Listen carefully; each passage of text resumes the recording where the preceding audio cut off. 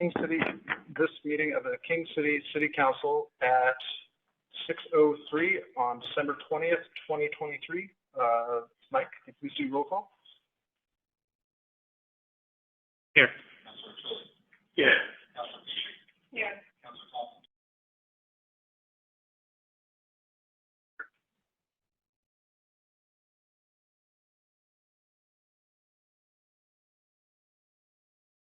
So the first item we have on our agenda is approval of minutes. By 19th regular council. Everybody had a chance to review?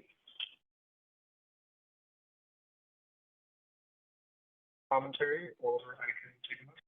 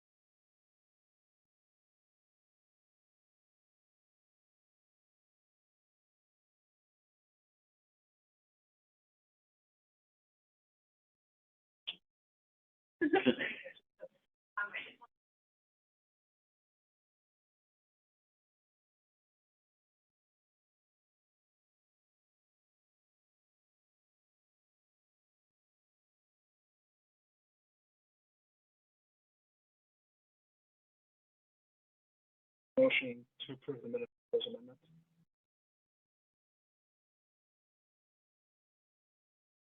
All those in favor?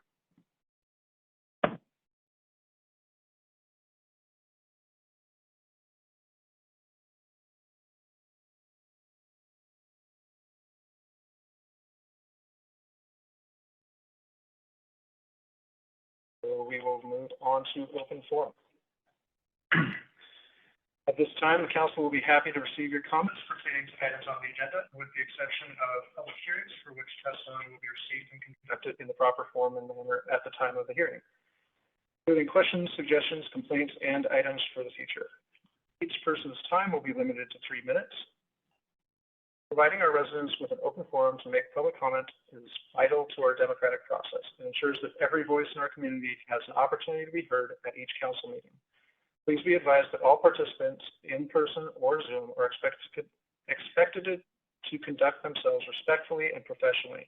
Interruptions of public meetings containing inappropriate comments, hate speech, sexually explicit content, foul language, and any language suggesting bodily harm to others will not be tolerated. If any participant engages in such comment or conduct, the mayor reserves the right to immediately mute and remove the offending individual from the meeting. This action is in line with our commitment to maintaining a safe and respectful environment for all participants. By joining this meeting, you acknowledge and agree to adhere to these guidelines. Those who are in person, please complete a yellow comment card and give it to the city recorder. Should include the visitor's name, city of residence, and topic must be filled out. Those that are participating virtually, please use the raise hand feature or press *9 to indicate you wish to speak. You must provide the following to the city recorder before you can speak: full name, address, what you're commenting on, and if for public testimony, they shall state if they are for, opposed, or neutral. Okay, and state that you are not an AI bot. I never thought I would say that. Okay, I think we should go ahead and start with, are there any people online?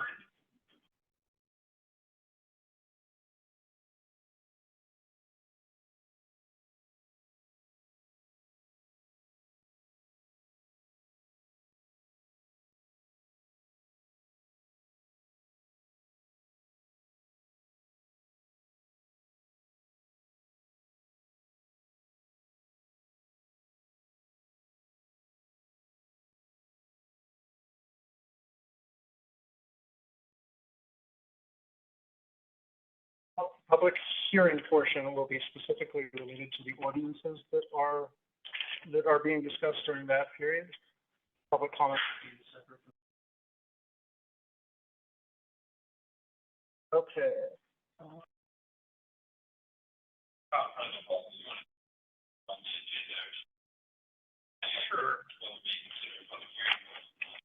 Absolutely. So let's see, for the public hearing, this is for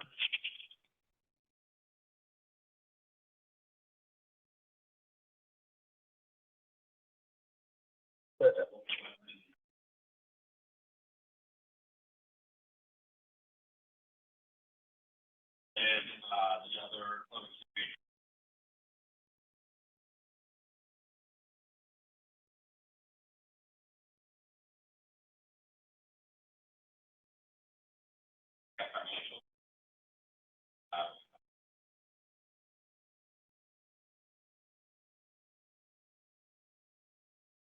They could recall it.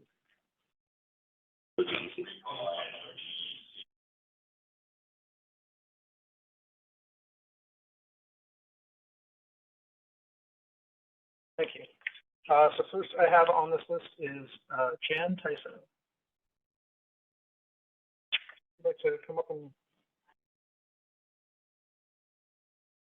Oh, there was something. It was just like a roster to sign in. Okay.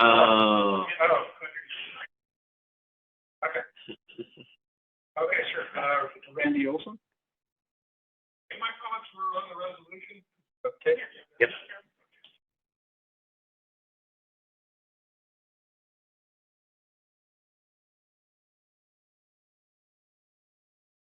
And Randy Olson is the one.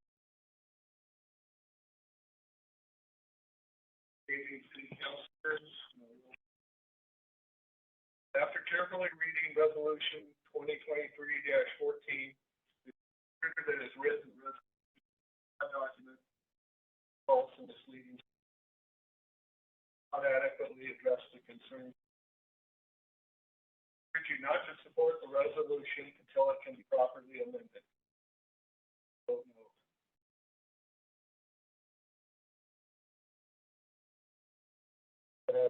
Dave Robinson.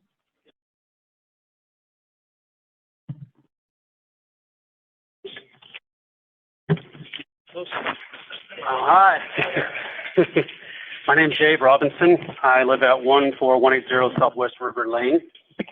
Over the past several years, factual findings against your TSP have rung utterly hollow in this chamber. You have received ongoing reasoned opposition to your plan. There are serious technical and environmental barriers to your plan, but you chose to ignore the evident truth, choosing instead to drive toward your vision of a new King City at the immediate extinction of the existing King City. And I suspect most of your constituents do not know that you plan to create a new city center far from here, including moving the police station and all city services. The fact is, and I hope the press can report this, you do not represent the wishes of King City residents. You do not have the mandate to erase their total town in the name of development. There are many organizations speaking up against your plan, but you continue to ignore that collective voice. Equally concerning is that some of you may be individually involved in property development and personal interests, casting a very pale shadow over your claims to want to grow King City, and some might view that as simply building a resume.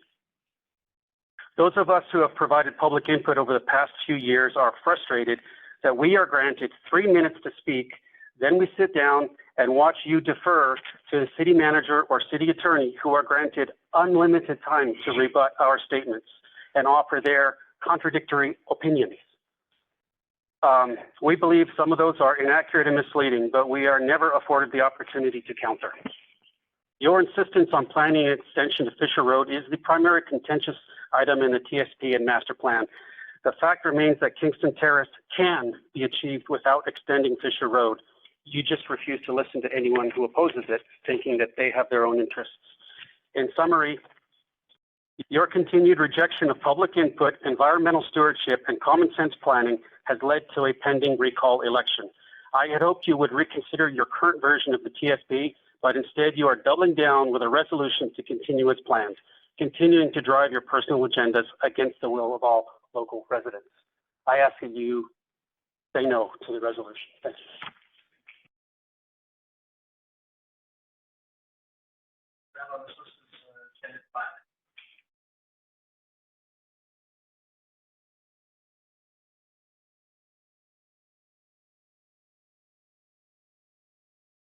My name is Anna Ross, 3960 Southwest River Lane. You have my 18-page testimony I emailed to you that points out errors and misrepresentations in the resolution. I have 3 points to cover tonight. Number one, King City Council is not listening to citizens' concerns. An online petition against the Fish Road extension had 1,045 supporters. There are over 600 letters on record against the alternative chosen. 870 people signed a recall petition because they do not approve of your actions to approve the plan. Your own consultant said there was strong opposition to and concerns about the extension of the Southwest Fisher Road over the existing conservation easement. And yet, your resolution states that, quote, the majority of King citizens support the city's plan. I would call this not listening to your citizens. Number two, King City Council is not telling the truth about the cost of making the changes to the master plan requested by the citizens. The $1.2 million that was spent on developing the plan were for the entire city in development of Kingston Terrace. Changing the location of part of one road will not require starting over. I include evidence of this with a map showing the road changes made by developer when asking Mike Meyer to drop the root appeal. Statements made by the city manager and the mayor at the November 15th City Council meeting speculating that the funds spent on developing the plans would be lost, with the need to start over and potentially repaying the grant funds is a fear tactic to make your citizens afraid to vote for the recall. Number three, the cost of ballot printing, mailing, and collection will cost Washington County around $3,000. This is according to information provided by the Washington County Elections Office. The city manager estimated the cost of the recall to King City to be between $50,000 and $75,000, apparently trying to blame the citizens for taking action that is their right. Part of that cost includes legal fees of $23,000 incurred when the city chose to refuse the Secretary of State's instruction to allow signature gathering to continue. This is the city's choice. City's choice, not due to citizens filing the recall petition. I urge you to vote no on the resolution as it is currently written.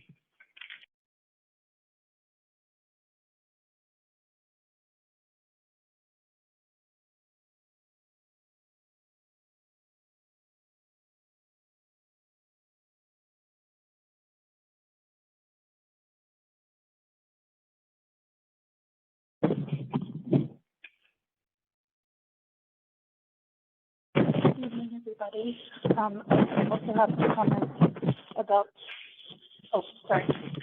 Carla Langston, 16385 Southwest Myrtle Avenue. I have some comments about the resolution R 2023-14. First, I am wondering why an official city document would include emotionally charged statements like in recital number 8, protecting various types of dwellings from being condemned and razed to the ground.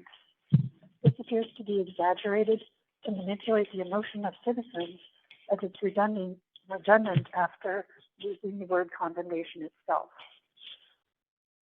Secondly, why would an official city document in recital number 9 use the name Bankston Private Area to designate the conservation easement? It appears to be another attempt to deflect attention away from the fact that the conservation easement exists to protect plants, animals, insects, birds, and fish from the pressures of human activity, not as my own private playground. In recital 10, what documentation or other evidence does the city have to show that the majority of citizens support the city's plans? The overwhelming majority of evidence seen so far in the record has been against the proposed Fisher Road alignment going through the conservation easement. Why has this evidence not been publicly shared if it exists? Number 4, as to part 1 of the resolution, No one thinks that the city itself will be building any roads. However, we all know that it is the plans that you adopt that will give developers the right to do it, which is why now is the time to make the changes. And lastly, as to part 3 of the resolution, it's ludicrous to assert that building a bridge in a landslide zone that would bring thousands of vehicles per day, according to your own statistics, through the easement, and that would need substantial infrastructure to support it every day for the foreseeable future, and that would be more ecologically beneficial to the area than leaving it to the care of Columbia Land Trust and Tualatin Soil and Water Conservation District. This is another application that's not backed up by any documentation or other evidence by the city. For these reasons, I believe the resolution should not be adopted in its form or at this time. Thank you for your consideration.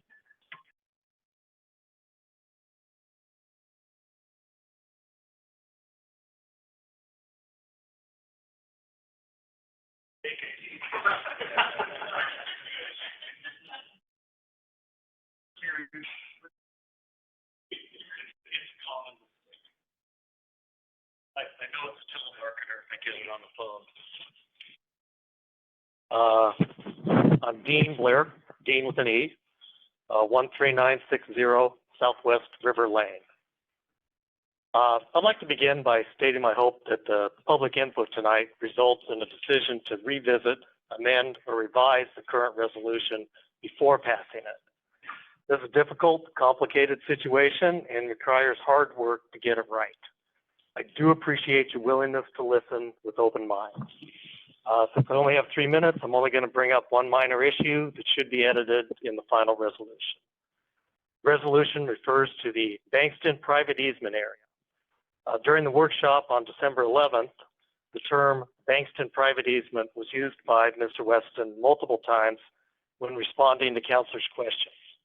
I know it's important for King City to be accurate and not misleading. I hope my suggestions can help. There are multiple private easements on the Bankston property. I haven't ordered a title report, but it took me less than 10 minutes to find several. Partition Plat 2001-16 creates a private storm drain easement and a private access easement.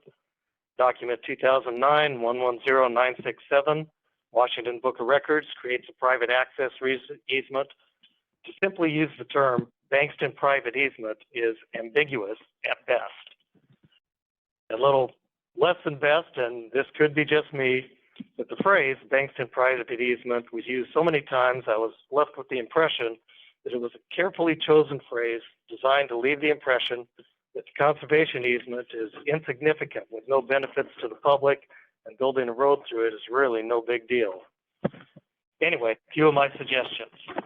Webster's Dictionary defines a nature preserve as, quote, an area where animals and plants are protected and that has few buildings or homes, close quote. Conservation easement more than meets that definition. Walton Soil Water Conservation District, local unit of government that helps the community improve conditions of soil, water, and other natural resources. They've done extensive work on the Bankston property. They have a web page on the product titled Bankston Family Nature Preserve. The document, if you want to go conservation easement, the document creating the conservation easement is titled Conservation Easement Agreement, document 2009-110966. Clean Water Services, just last December 13th, presentation of alternative options for stormwater, sanitary, sewer. Their whiteboards mapped out the Bankston Conservation Easement and called it the Bankston Family Trust Conservation Easement. It's okay to call the easement what it is. It is not the villain in the Harry Potter books whose name shall not be spoken. Thank you for your time and careful consideration of the issues you're deciding.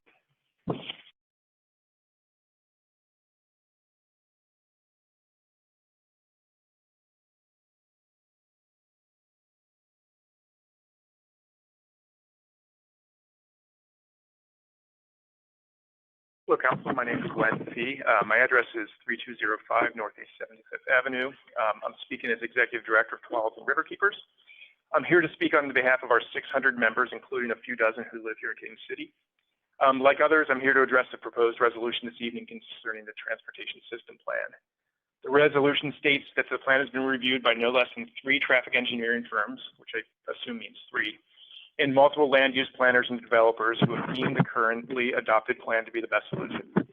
First of all, I'd like to remind the council that without a Corps of Engineers or Department of State Lands approved CWA Section 404 alternatives analysis, there's no basis for saying this is the best solution.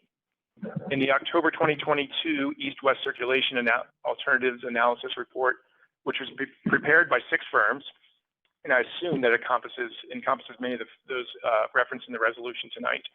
The conclusion, which was presented in Table 9, clearly states that Alternative 4 impacts natural resources, particularly wetlands and riparian crossings, the least. And here's why that matters.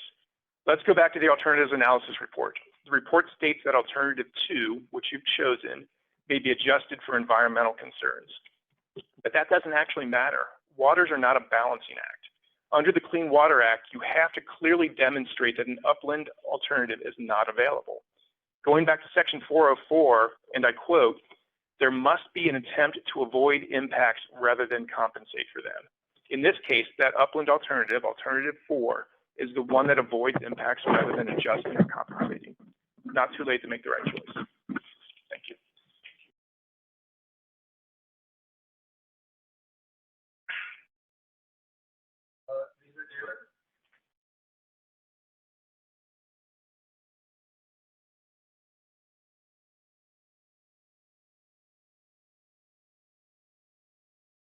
Good evening. Stevie Gaylor, 12700 Southwest Beast Bend Road.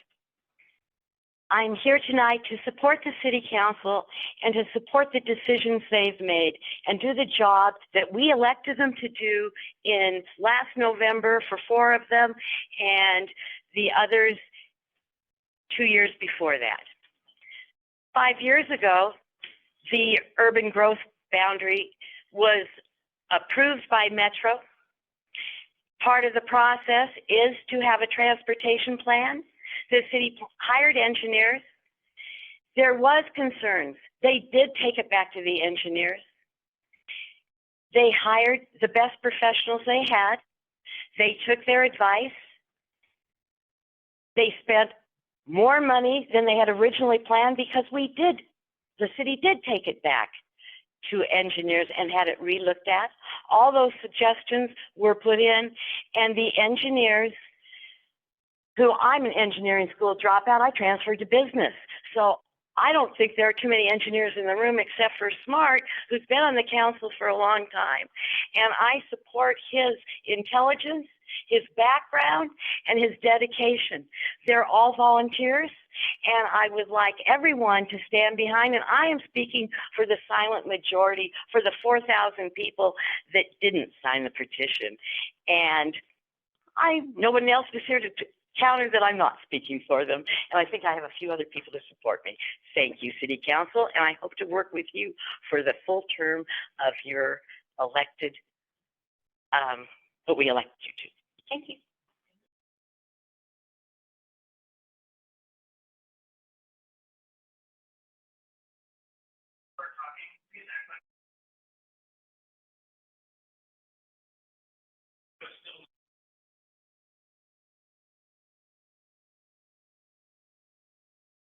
We're actually hoping to get a grant. Next person on the list is Stephanie Hartman.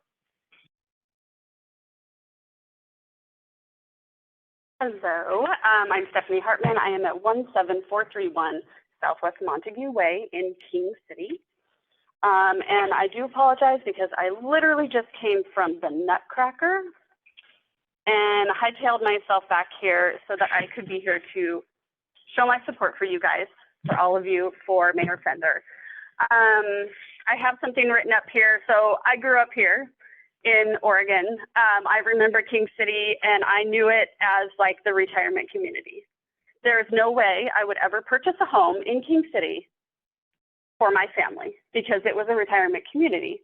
When we did finally buy a home in 2013, we still didn't want a house in King City because we didn't feel like it was like a family community. It wasn't a place that that families would want to grow and come, and it wasn't a place that we could walk our dogs and with our kids and have a 4th of July parade. That wouldn't happen in King City. And so we bought up on Bull Mountain. And then I started to see change. And I saw change starting to happen. And the one person who really pushed to that was Mayor Fender. I saw businesses starting to want to actually associate themselves to be said that they were in King City. I saw families want to buy homes in Edgewater to become a part of this community that was so amazing. I saw a 4th of July parade happen that was including the retirement community and Edgewater, bringing these two very different sections of King City together. I know as somebody who is very involved in the community that it is a thankless job to do what you guys are doing. It is really easy for people to stand behind their keyboard and type out nasty comments, and you guys continue to come in here and do your job every day. I'm super thankful for that. I'm upset that I went out of my way when I moved back from Boston and purchased a home in King City and went and got myself so that I could vote, because I saw that there was an election coming up that I was going to be able to vote for new counselors for King City. And it was an uncontested election, mind you. Okay? There was not extra people that I could have voted for. It was uncontested. And I voted, and I would have voted even if it was contested. And now I get to have people trying to recall the people that they didn't want to run against. Okay? I stand behind what you guys are doing. I know that change happens in cities. That road's going to go right behind my house, and I'm completely fine with that, because that is the King City that I want my family to continue to live in. So I support you guys. I thank you every day for what you do, and I know that there's a lot of people who, again, like Viva said, are the other 4,000 that refuse to sign that recall petition because we support you all.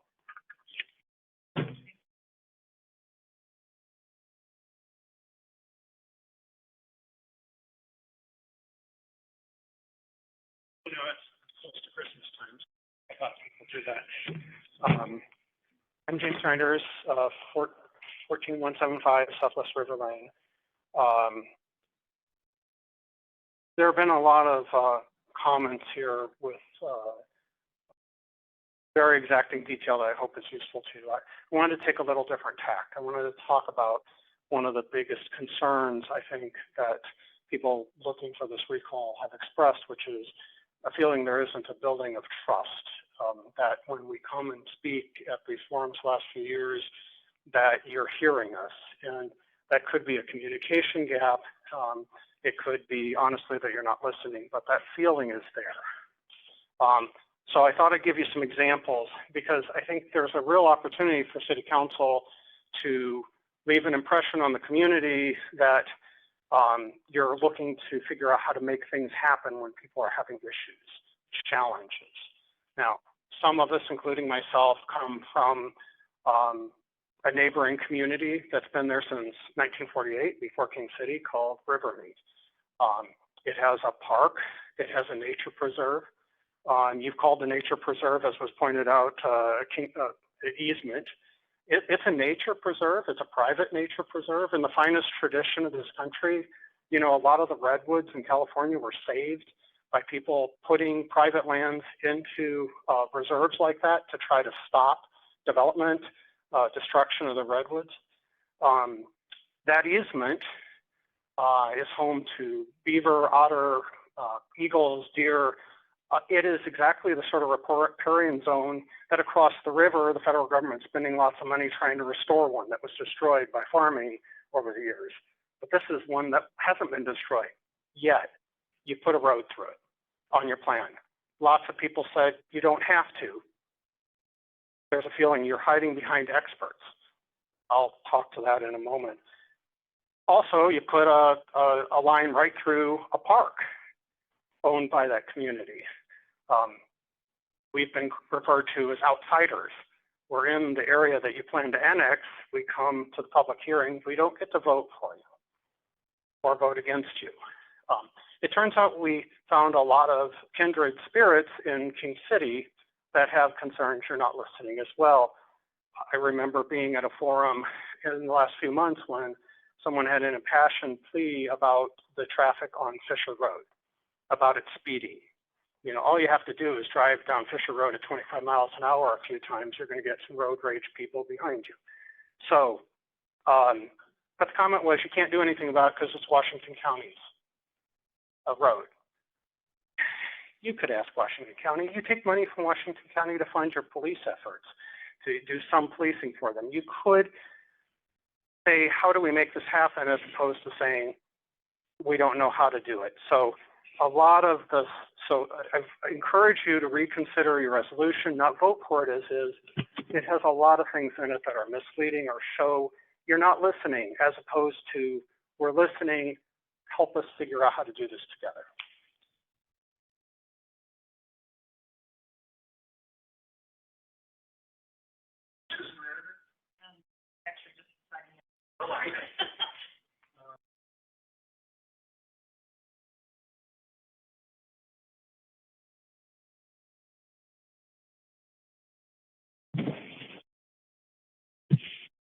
Mike Meyer, 16950 Southwest Meyer Lane, Tigard. The resolution you are considering tonight does in fact reaffirm the city's position. It addresses the citizens' concerns by once again saying to the community, we've made our decision and we stand by it. Has your position changed? If so, this resolution does not accomplish that. Only a no vote will indicate a change of position. My understanding is an 18-page response to your resolution was sent to each one of you. In my opinion, providing you with analysis and arguments is over. So I'm going to tell you how I feel instead. I expect it will have the same impact as my analysis. I've lost track of the times I stood up here, the number of pages I've submitted, of what I thought was thoughtful analysis. The hours spent speaking with community members, environmental groups, and government agencies, and the number, the number of times I've given you a friendly warning of errors and issues I've discovered. I've repeatedly pointed out the leadership and mismanagement issues of this council. I pointed out how out of date and incomplete the city website was. Despite pledges by the council, it took 3 council meetings and me pointing out the errors and omissions before changes were made. I pointed out website issues on planning commission vacancies and inadequate notification. Mike Wesson directed Ronnie to contact me, and we spent about 30 minutes one evening making the needed corrections. I and others have pointed out errors in the circulation analysis.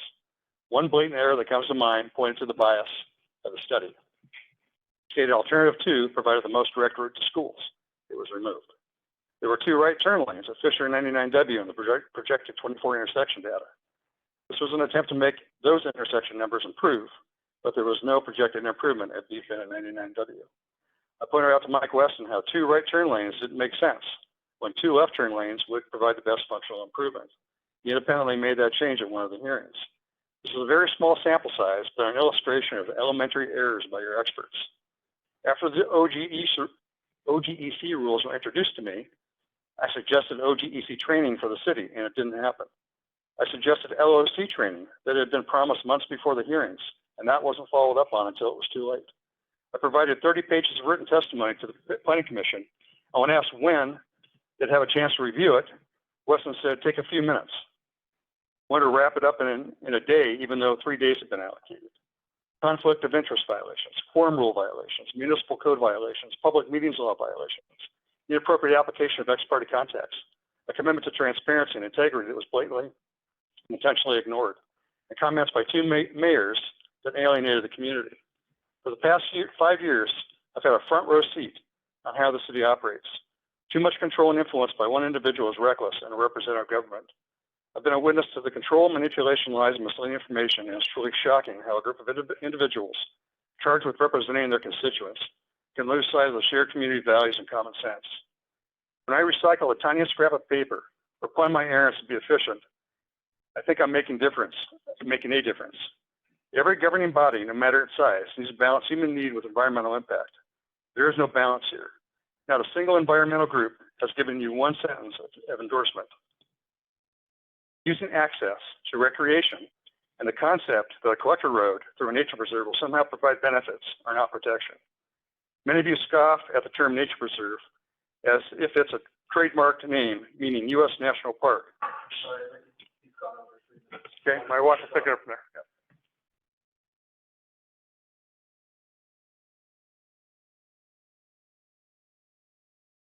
My name is Susan Meyer, 16950 Southwest Meyer Lane. Continuing on, many of you scoff at the term nature preserve as if it is a trademark name meaning U.S. National Park and have even disparaging remarks regarding the motives behind its creation. Mayor Fender, Mike Weston, the city attorney, and others have attempted to minimize the importance of this environmental protection by inserting themselves into what the Bankston Nature Preserve should be called, a private easement on a private piece of property held by private individuals. This resolution you're voting on today, crafted by who, also takes a crack at the name.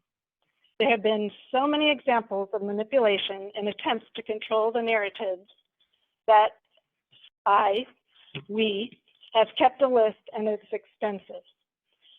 We need a few hours to give you thoughts on what is wrong and has gone wrong with the city, but this is what it boils down to for us.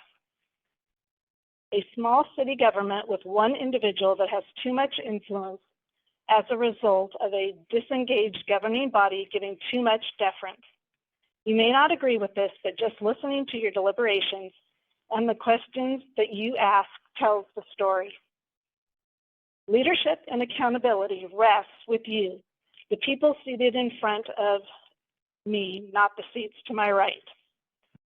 Your duty is to the seats behind me, and from what I've been a witness to, there has been a dereliction of duty. I have several items to cover and make sure that they get on the record, and I will do so in the annexation hearing tonight.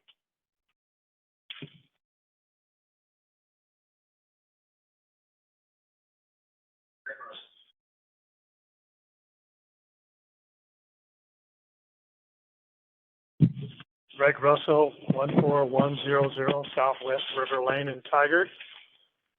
And I'm quoting from the King City resolution which you're presenting tonight. The transportation system plan has been reviewed and studied by no less than 3 traffic engineering firms, multiple land use planners, and environmental scientists, and has been deemed to be the best solution for the approved development plans. Your best solution contradicts ATS Engineering and Forestry in August 2022, which they say alternative 4 will minimize riparian crossings and will reduce overall project costs. The riparian corridors become wider and deeper, moving south towards the Tualatin River, increasing the needed length of each crossing, which substantially increases the costs and environmental impacts. Excessive supplemental system development charges could be avoided by selecting alternative 4 or a hybrid route that avoids the existing ravine natural resource areas that result in large bridge transportation costs. Estimated cost, by the way, for the bridges and the roadway for alternative number 2 is estimated at today's date $44 to $55 million. Your best solution also contradicts David Evans and Associates, who stated in September 2022 that the King City Beef Bend South Master Plan process seeks more refined analysis of potential development constraints related to natural resources. This evaluation was based on a desktop analysis with limited field observation in the spring of 2021. The environmental scientist said that David Evans' report clearly demonstrates that an alignment to the north has the least impact on the wetlands and the steep slopes. Additionally, your best solution contradicts Venture Properties, which stated in August 22, with the revised rankings and using the weighted consideration of cost, alternative number 4 should be recommended for implementation. And I wish I had time to read all the letters from Columbia Land Trust, the Tualatin River Keepers, the Tualatin River National Wildlife Refuge, the Friends of the Refuge, the Thousand Friends of Oregon, Sumo Associates, Michael O'Hallahan, who's a landowner, Tree Keepers, and the hundreds of letters and emails opposing the roadway going through the Bankston easement. Are you listening? Thank you.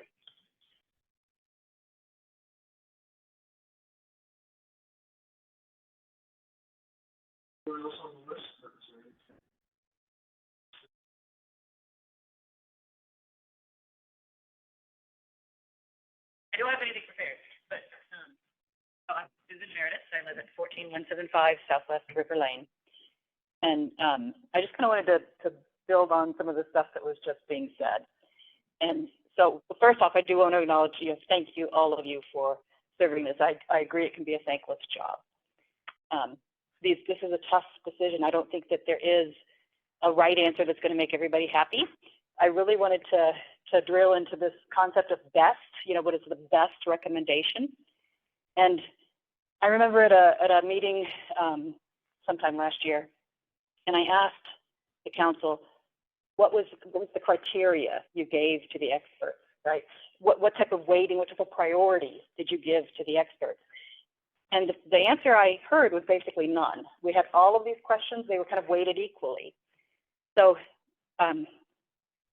it's normal to defer to an expert, right? You hire the expert, you want to get the recommendation. If you don't give them guidance, if you don't give them priorities, then they can't give you what is best, right? Because several of these options will work. So I guess I want to implore the council to take a step back. I agree it is not too late.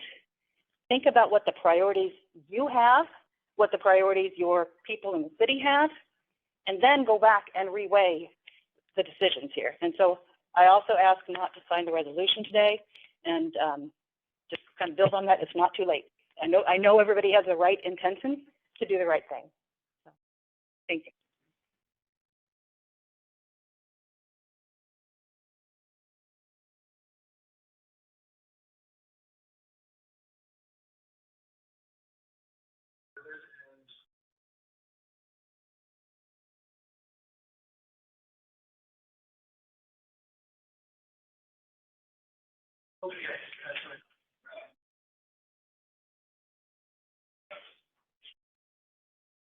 Yeah.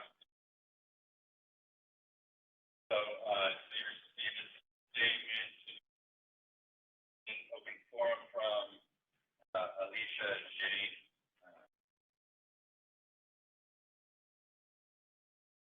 May concern, my name is Alicia Jane. Also resident of the water community. I unfortunately had to work this evening, so I was unable to attend the hearing today. Her name is Mayor of our community.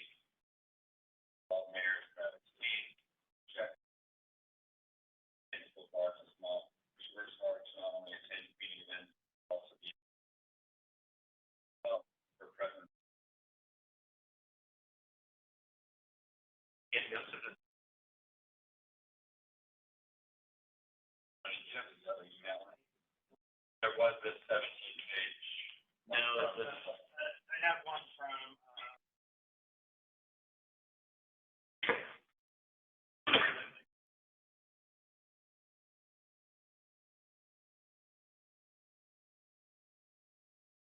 Well, that would be a part of minutes, right?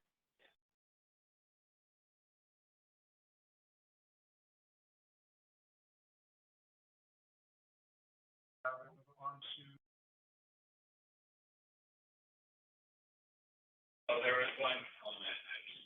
There was one email in from Nicole.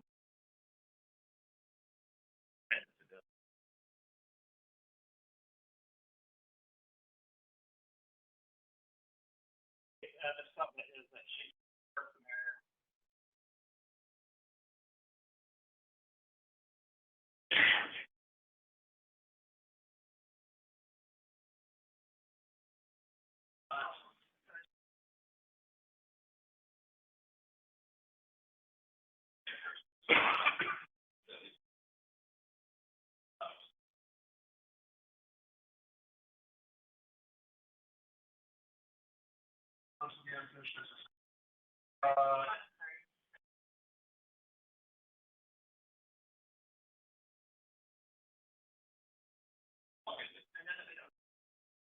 page and a half.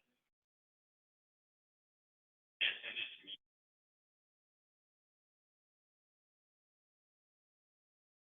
Right. I can read it. Yeah, all right, within 3 minutes, hang around, I'll read it.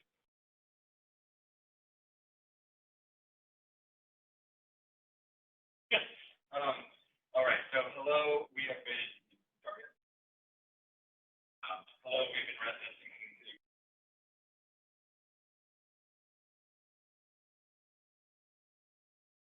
That has remained about it all has been the dedication and passion of our mayor, Ms. Bender.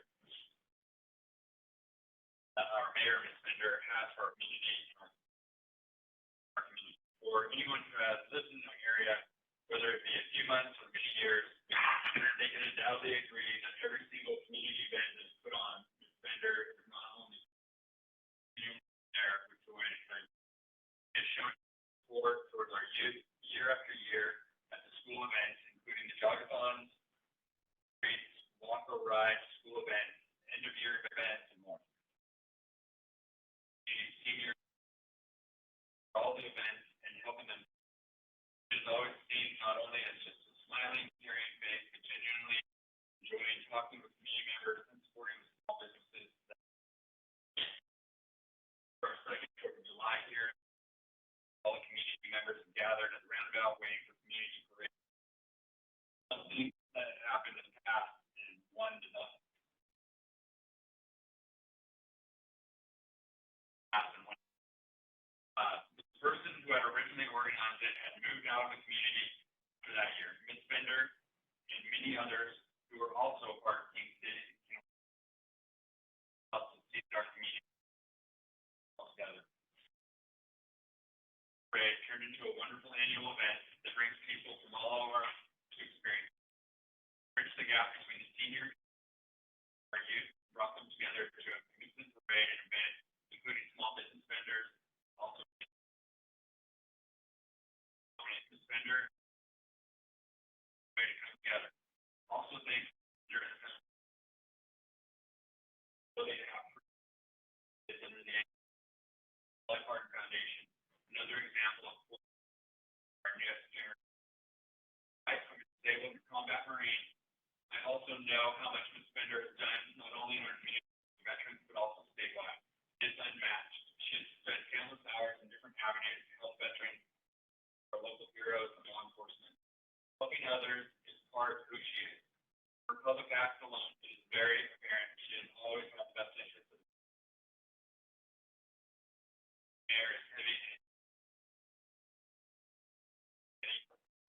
I think community community. Also passionate, but to remain in the community, even though difficult. Disappointing. It has saddened my husband and I to see so much hate and actively on the ground at work for all of us. These are the people that do it even when it isn't what the community needs. Youth put in work all these years. Let them serve suspended proudly for people like for no matter what side of the political line you fall into that doesn't play any role in how you are treated. Like Ms. Bender graciously provide any support needed by spreading love, kindness, and fundamental of a great mayor. Back to people.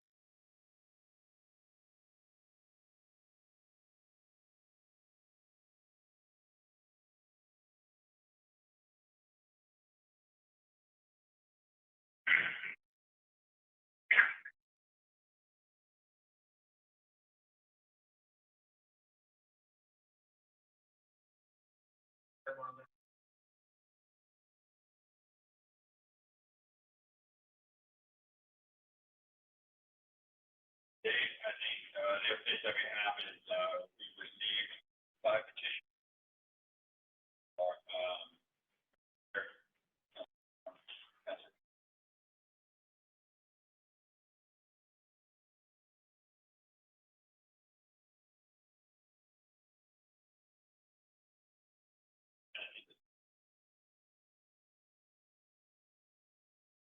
count.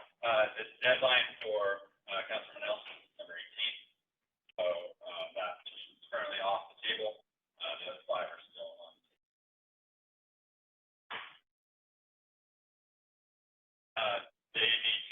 They're at Washington County currently with all the signatures and being evaluated by Washington County Election Office to be certified. And once we find out all the signatures have been certified, Washington County will let us know, and they will schedule a ballot.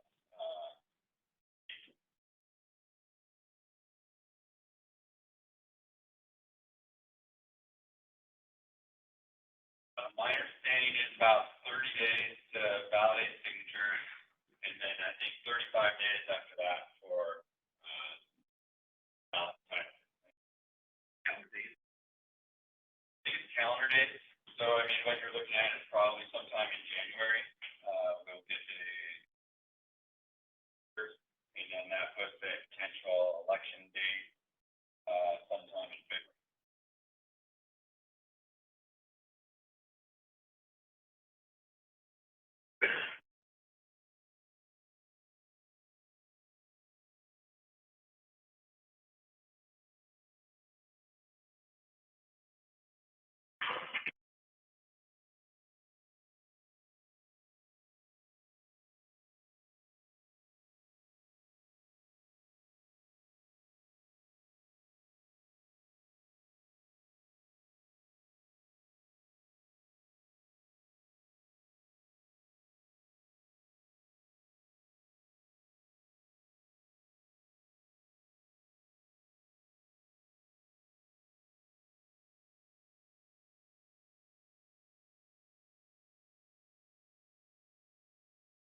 Well, there'll be a date of when they're due, right? And then after the election, like most elections, there's usually a period of time where the elections officer certifies the results of that election.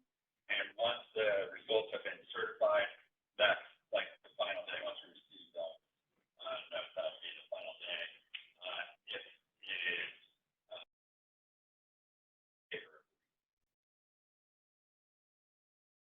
time-wise, I think you're looking at whatever the date is for election, but I think you're allowed postmarks. So if it's postmarks, the date of, I think those still roll in afterwards. So I think there's possibly another 3 to 5 days before you have an idea of what the results are going to be. But sometimes I think it usually takes 3 to 4 weeks for the election office to actually certify the election. Typically, we'll have like a early November election, and then usually in December, second or third week in December, we'll usually have a official certificate. So I figure probably right around 30 days.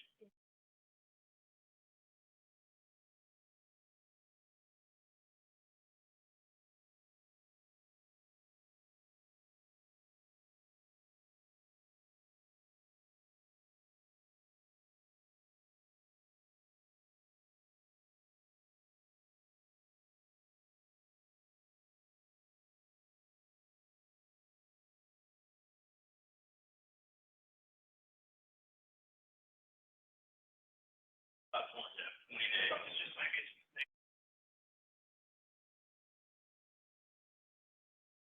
typical election.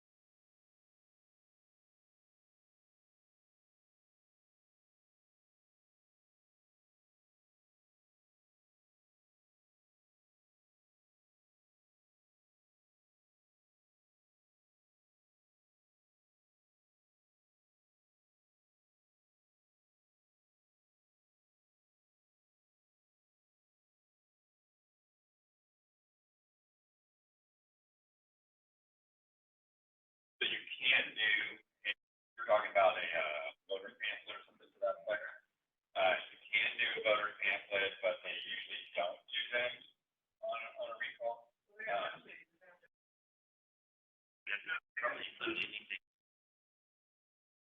You as a council have the authority to request it, but, Ronnie asked Dan over at the election office that they typically don't do it. That's it.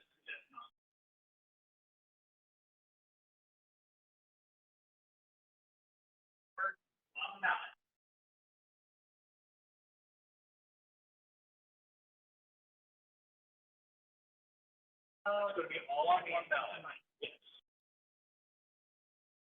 Question is, how? Oh, yes or no?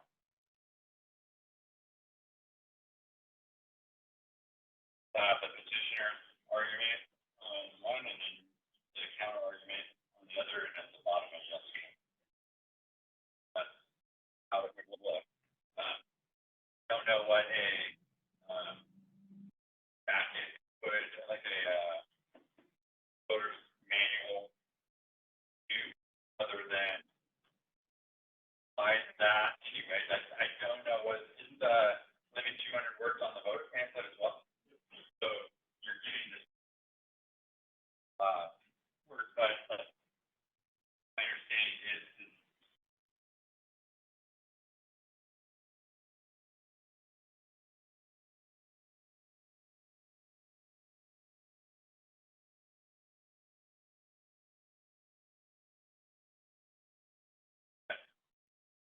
I think that's an introduced argument, right? So, but you could, I mean,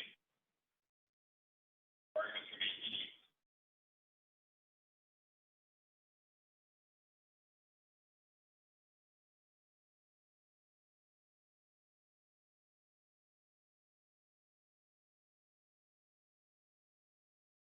I just wanted to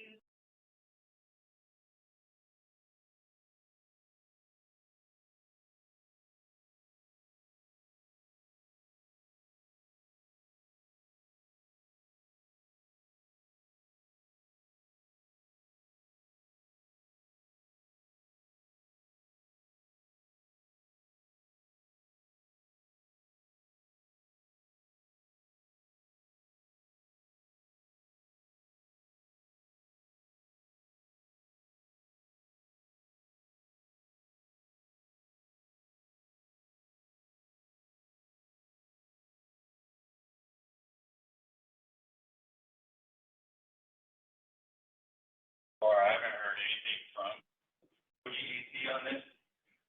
So my understanding is that they are still conducting their investigation. Hopefully in January or so, we'll get results of that. That will understand, there was effective or somehow. And, what the result ultimately are. So right now, I don't know. I personally have not received any.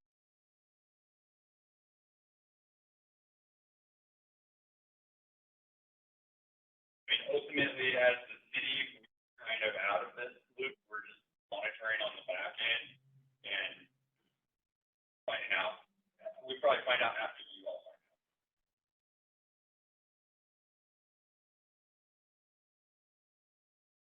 out. Excuse me, ready to move on to new business. First item of new business is with the resolution. Resolution of the City Council of King City.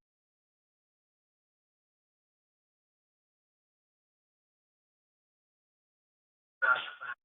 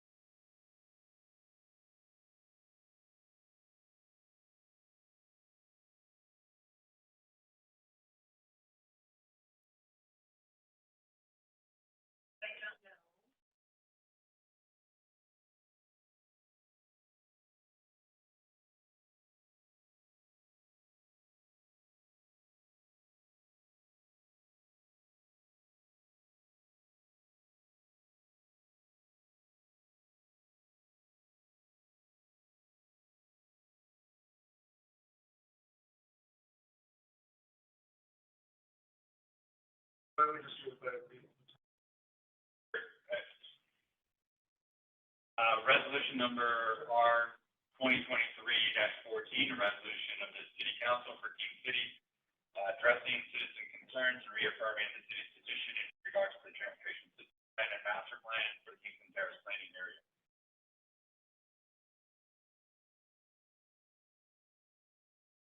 I don't know if we need.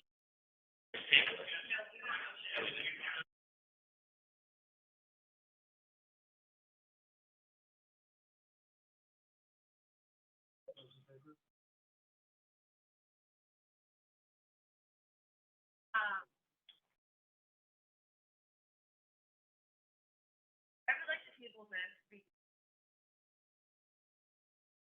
really caused more.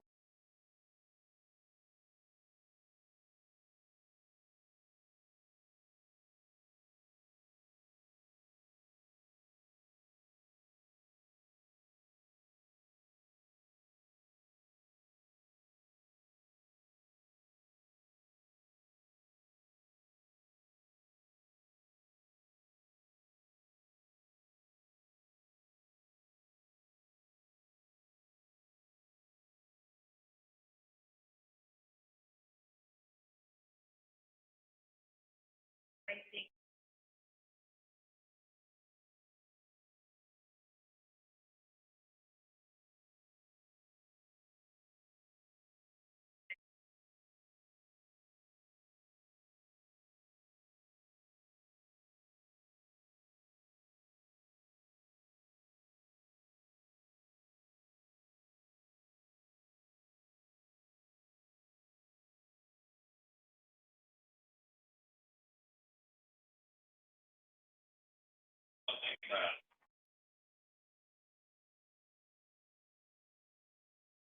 I mean, the whole intention was to express the concerns that were voiced that the city's going to go out there building a road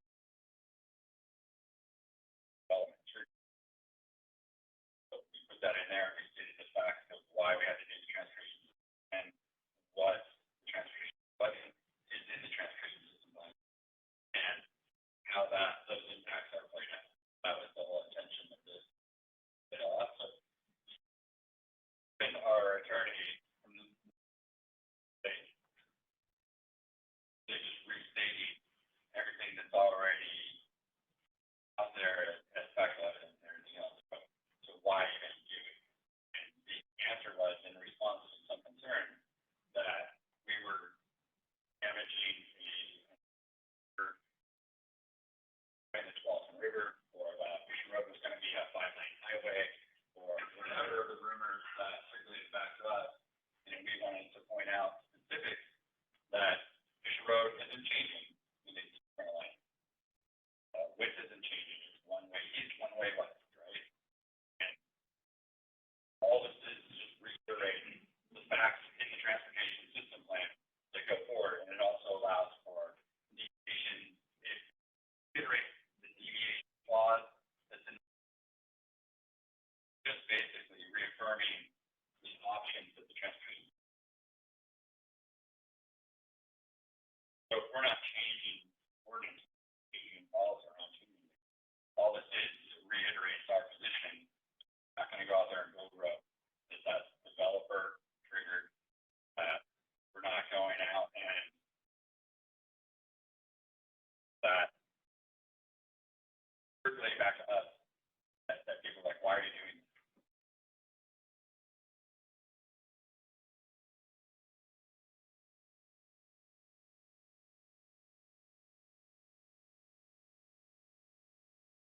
But I think you have to need a work session then to kind of go back through it line by line and figure out what you want to do.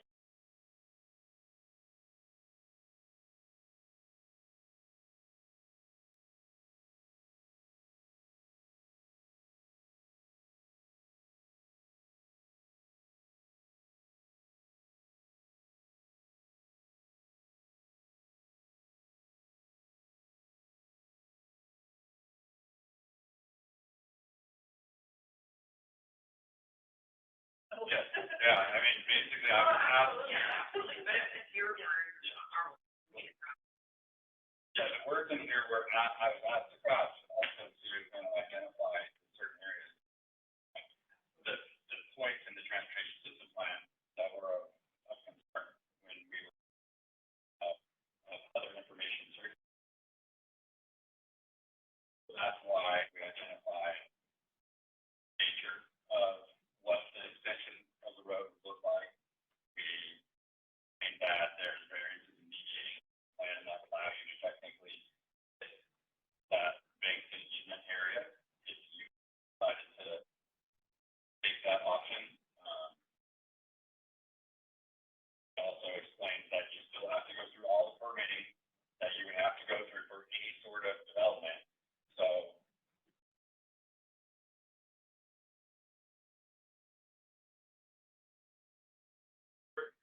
if that's even something that the council wants.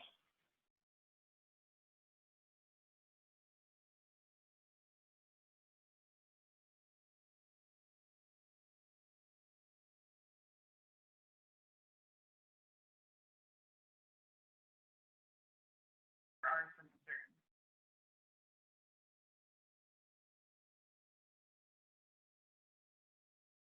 I would ask that we have our attorney in it as well, because this just runs through our attorney.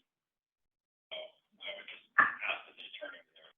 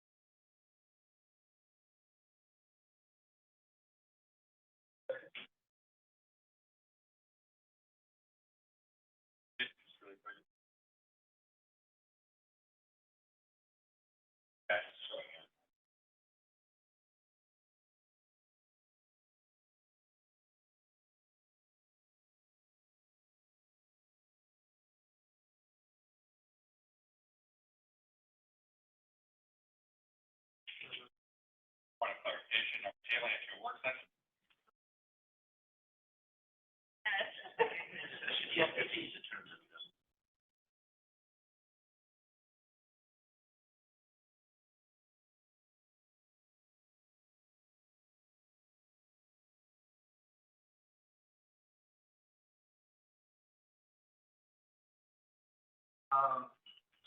Item on the agenda is the May and June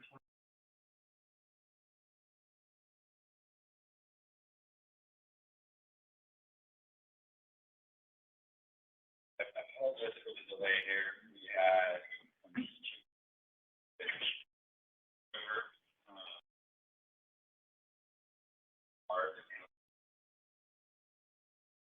housing services. And so we also had to finalize our audit before we could get the ending balance. So we just take a 5-minute recess. We'll take a 5-minute recess.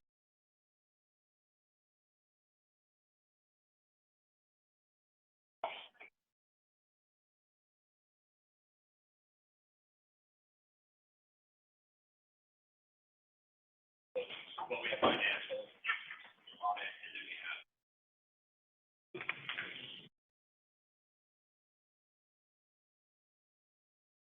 2022 financials.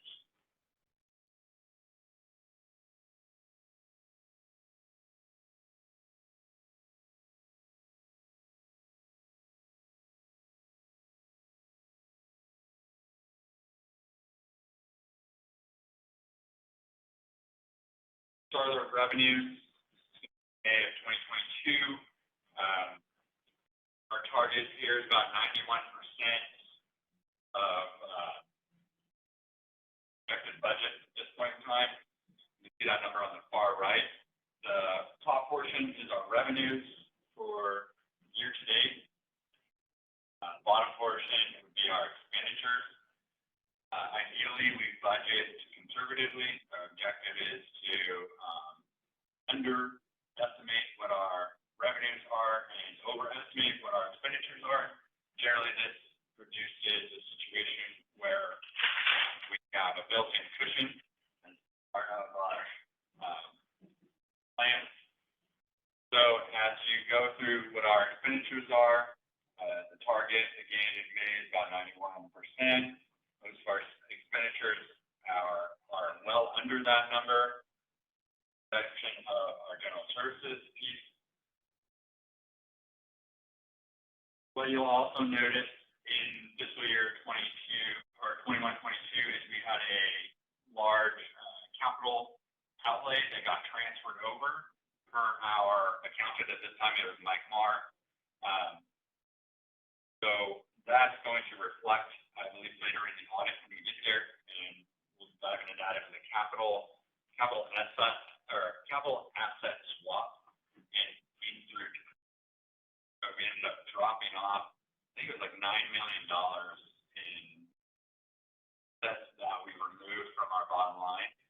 So while the city's fiscal position previously was reflecting that $9 million in assets, it gave us a better picture of what we looked like, and then having that $9 million depreciated off the books essentially deflated it back to where it should have been.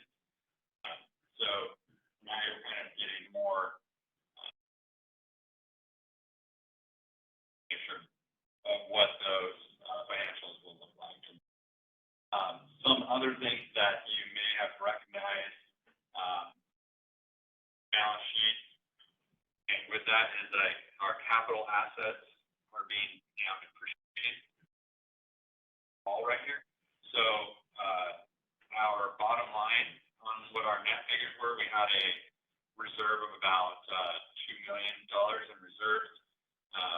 Now in the audit, it'll say we only have about $300,000 in reserves because it rolled in the capital expenditures for this, even though we're not paying $1.5 million or $1.6 million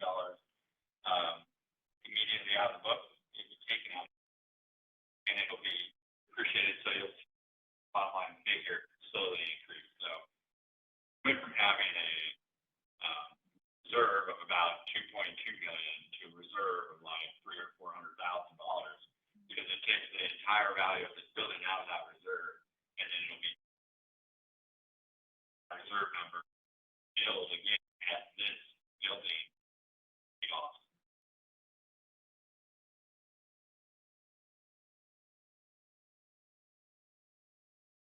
Technically, the term is 30 years, but we're paying it off faster than the term on the bond. So that they're going to depreciate. Our auditors won't do that. They'll depreciate it based on the agreement with the Infrastructure Finance Authority for the loan on this building. So they're just applying that agreement and it paid off faster, like we were trying to do anyway. That's just pull into their figures, and so instead of it $200,000 every year, however that correlates to the public. We'll see those numbers rolled in beyond. Next line is our street fund. This year we had an opening balance of $628,000. That rolled in with other grants and taxes. We had a total revenues roughly $1.1 million. Over the course of the year, we did most of those that we had on roads. We did a number of streets in 2022, and also this year we did a number of streets. So any of the remaining that got rolled over was expended this fall. So when we right here, you see a very minimal expense showing up because we hadn't spent the money yet. It got into the next fiscal.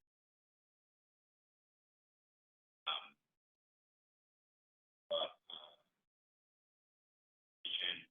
Crown right here, par 4, the track at, Kingsley Park. I think what am I missing? 21, 22, this is. So, yeah, but that's what I'm saying, like, some of the, well, it was for this year, but it didn't get done until September.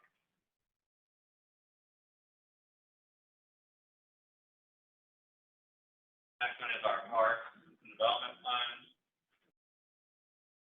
Right now, we've only got about 150,000 left in the park SDC fund. We're anticipating that, with the new growth, that the park SDC fund will grow. And will also include additional capital improvement.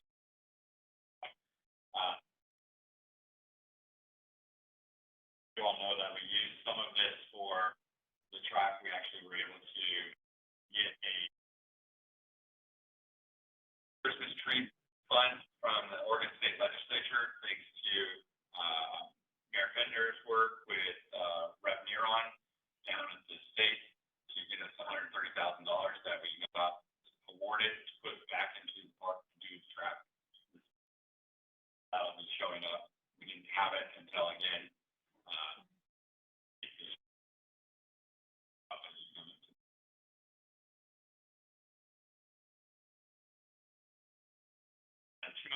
Front.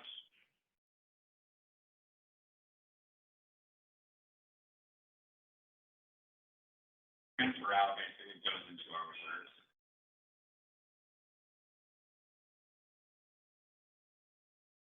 Transportation development tax, the TDT tax that's done through Washington County. For every development is assessed the tax. We have 2 facilities in that's 131st Street. The only 2 facilities within the city that qualify for TDT funds.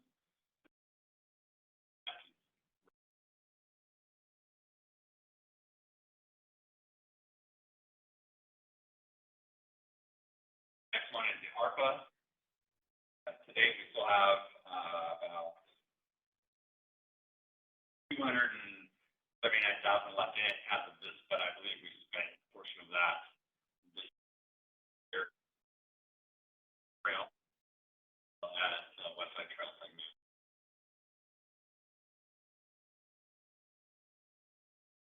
At the park, and then West Side or FSA.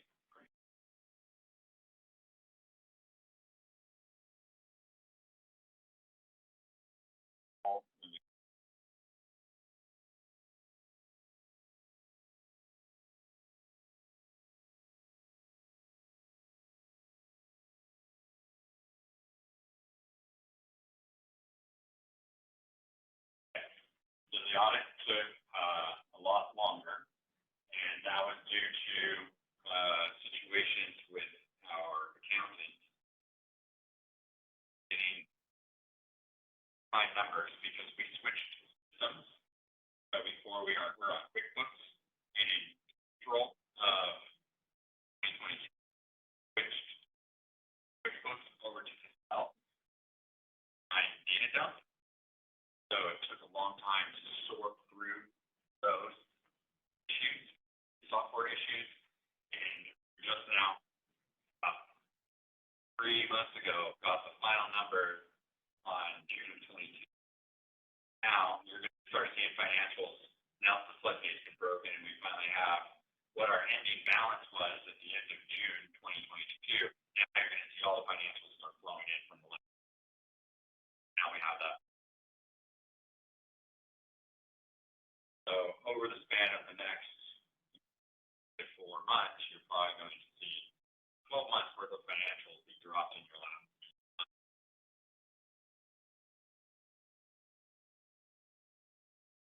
Doesn't take, but well, there was a number of problems with our audit. We were about 3/4 of the way through with our audit. The auditor left the organization. New auditor came in, started again, got almost back up to where we were before, and then that auditor left the organization too. And then the third auditor came in and started from scratch, going through just about everything, asking for all of the receipts from the very little expenditure all the way up and through. And it was a new auditor, new position, new system, didn't no background because the two before had a history. They had been part of the previous audit, so they knew where to look and how to find it. And when the third auditor came on board and started the process all over, he didn't know where to look or where to find it, so he asked for everything. And so staff time, it was draining on staff time. It was draining on our accountant, Mike Mars, and so much longer because of the staffing from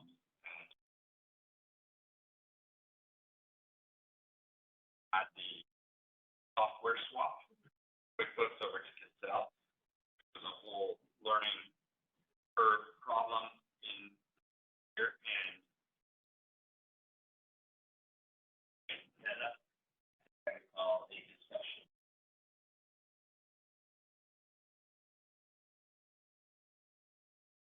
We said we were going to look at different accounts because of the problems that we were having, because not being able to operate or being familiar with Cassell and using their own spreadsheets complicated. So the way Mr. Mars worked on his, he had his own set of spreadsheets that correlate with the new system. So not only did you have problems with QuickBooks to Cassell, but you also had problems with Cassell to Marshall County.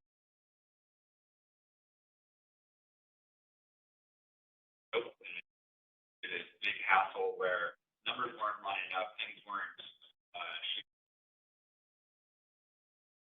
months to figure out and chase down exactly why the numbers weren't matching up. Finally worked.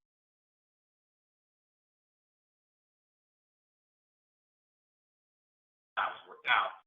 They were able to work.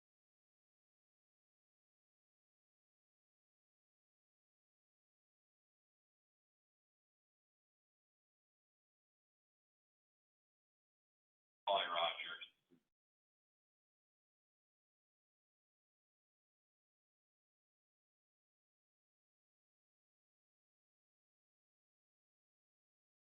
Not that I'm aware of it.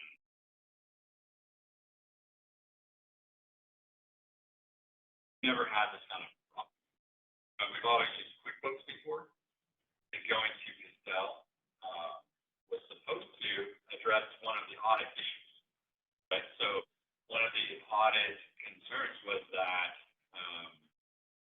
QuickBooks, you can go in and make a journal entry or whatever else, and there's no history or log of journal entry. In Excel, everything is logged and everything is recorded. So any kind of journal entry gets recorded, gets logged, gets reviewed, and it doesn't allow the person operating the software to go in and change it. There's a record of. So that's why we were going to Cassell in the first place. So our finance department had some trouble with Cassell and is working with their accountants over at Cassell to try and figure out how to do the data download from QuickBooks into Cassell. Caused a whole bunch of problems, data drops and everything else. So there was like figures that were in QuickBooks that didn't make it over to Cassell, and that further complicated figuring out all the jazz. Bottom line, like nothing went missing, but it was very it was a major struggle working through our finance department and getting this ironed out. Working with our auditors and our accountants, and now having two sets of parts and one being Cassell, so that they could work together to figure out where the data was missing. Our kind of sheet that was in here, he had certain things like certain assets that were recorded under one fund, and Cassell had them recorded under a different fund.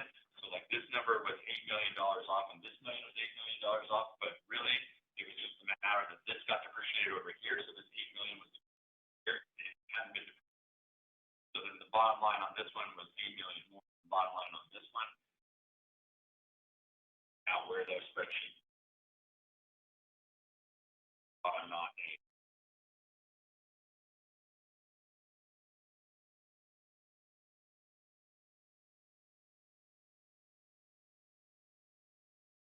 sorry. So,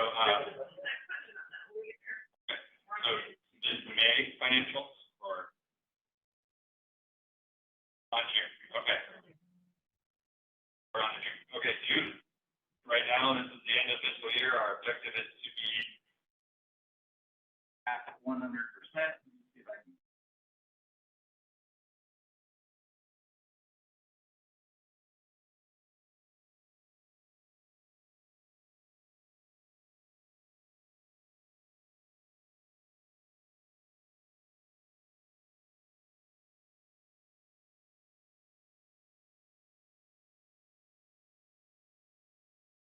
Right, so June, here's our objective is to be right around 100% of revenues. That's what you see on the far right side. You see what those accrued revenues are. Some of the big jumps that we've seen this year are passport. Off the book. Also complicated staffing situation. So the revenues were pretty good. Our expenditures were within budget confines. Some overages that happened in the fiscal year. Everything came out within budget. Like bottom, overall general fund expenditure fiscal year. Our bottom line budget number.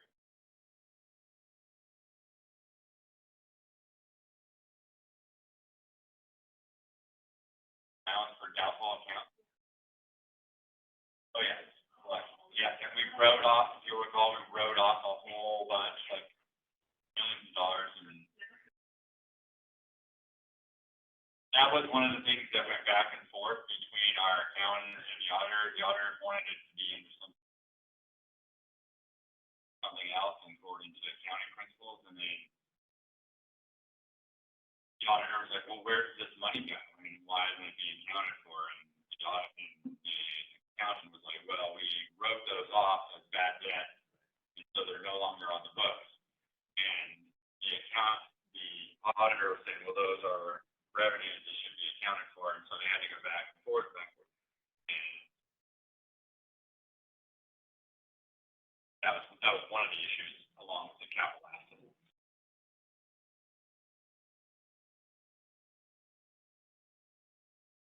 General fund, any questions about general fund?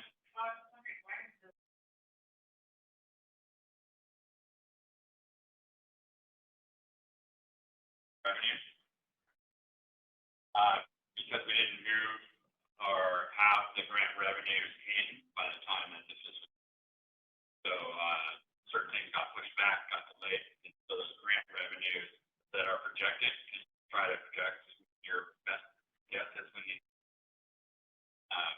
You'll recall our grant really is still going to date, and we're at the end of 2023, probably going to go to the end of 24. It was supposed to be wrapped up at the end of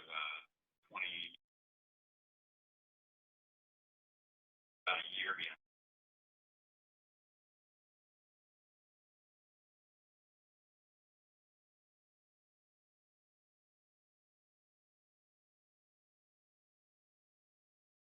What are some of the miscellaneous expenses? Oh, miscellaneous revenues could be,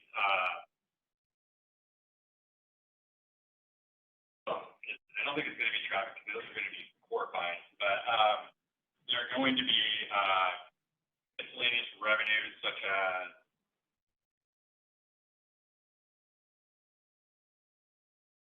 you had a fee for something that was collected, like or somebody had a violation, or that effect, where it's not really something that we're budgeting for, and that comes in revenue. One of this is postage revenue as well. I think it's part of this. Right.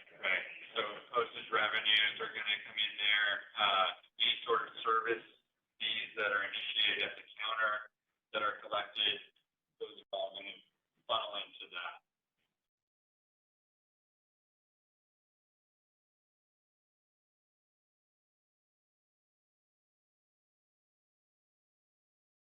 Next one is the street fund. And you're looking at, opening balance of 620 revenues, projected at 1.1. Full expenditures for that year, 8% or about 225,000. A lot of the projects got moved or pushed over to the next following year. Parks, not much of a change here.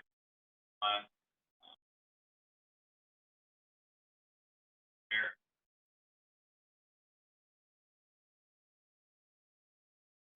Fund. Levy. So, we collect about 360,000 in tax revenues for police funds. Those get transferred.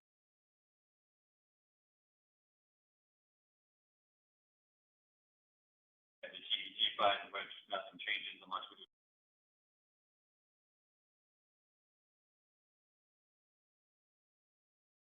We have the ARPA. Again, not much has changed in the bottom line, any balance between May and June.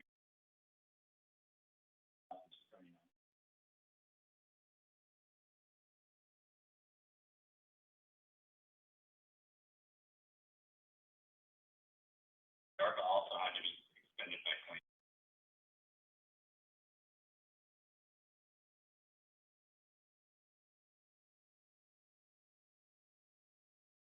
Did get one grant, yeah, I'll mention it. So we did get, the grant request from Space Age in accordance with the, criteria for the ARPA, and so we were.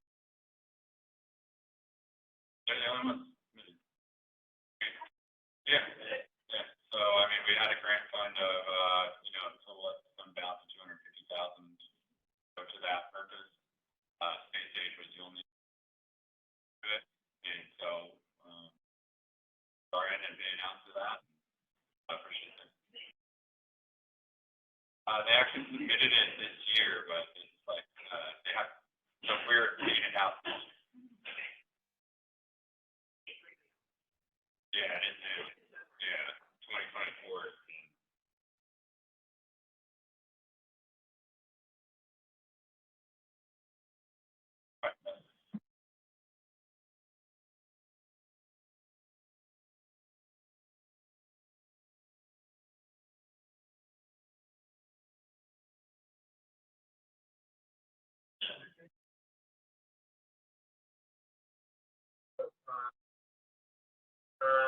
Do we have any?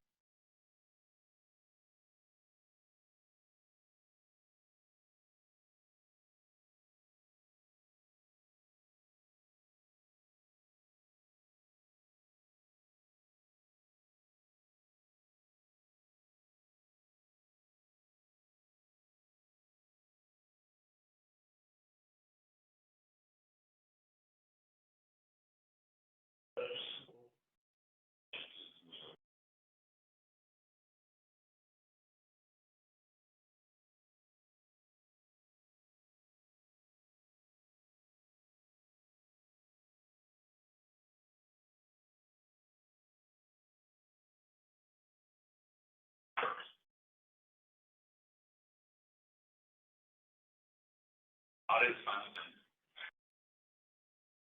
The next one. Y'all have 73 pages, so share it necessarily. Do you want me to share it? When we get in, usually what we do is we have the auditor come in and give a presentation on the audit and explain their findings. Ultimately, there are a series of findings. Did you all had a chance to review the audit findings and what the final audit report was. He did it for you, just kind of like what the means. So, we have audited the accompanying basic financial statements of the government activities in each major fund in the city as of and for the year ending in June 2022. The related notes financial statements with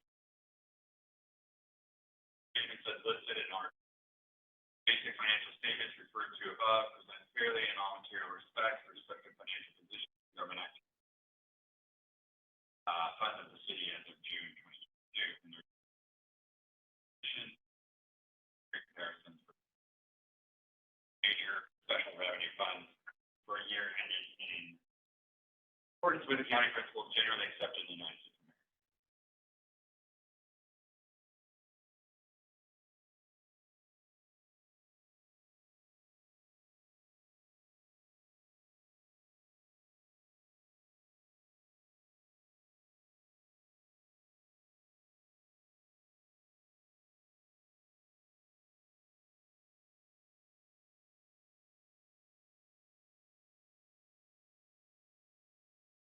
So financial highlights, statement of net position as of June 2022 was $8,100,557.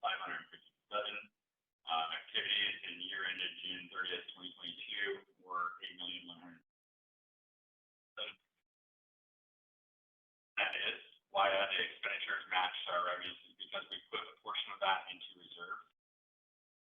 We're also accounted for. So you'll actually see like a 1.8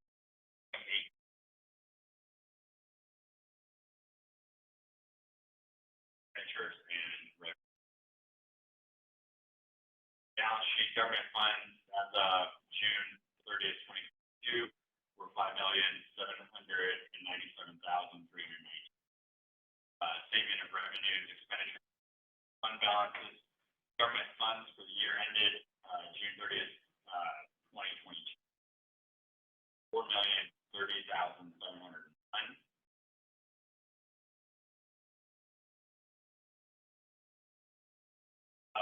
It's the one.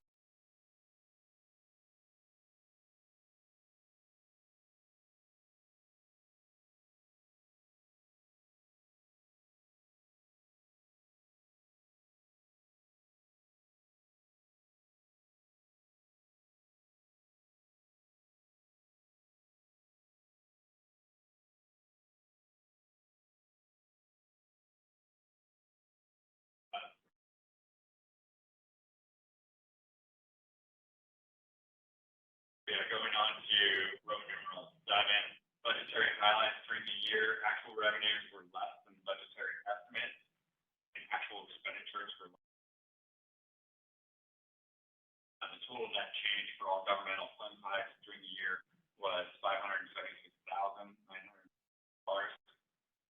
17% increase. Capital assets as of June 30th, 2022. Had a total net capital assets of $6,000,002. Information about this.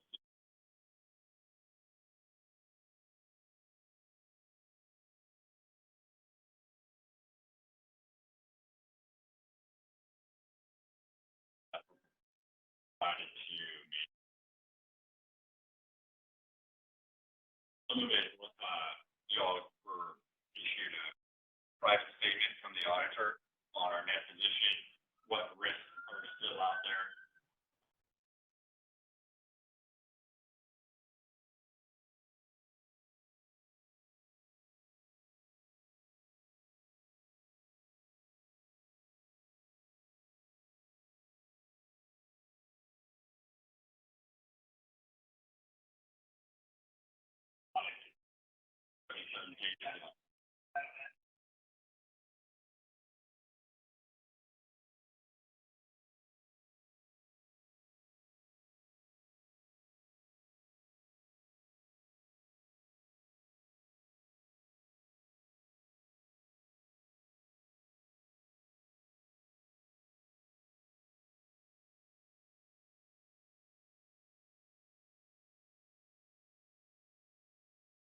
So,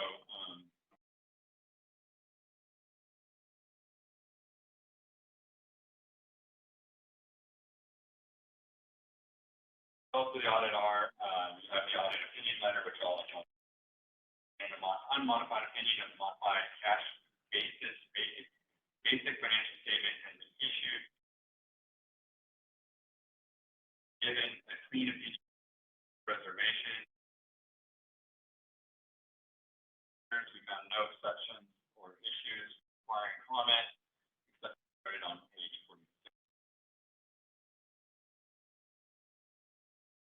Not issue a separate management letter, so the same letter I received is the same letter. Audit findings, there's qualitative aspects of accounting.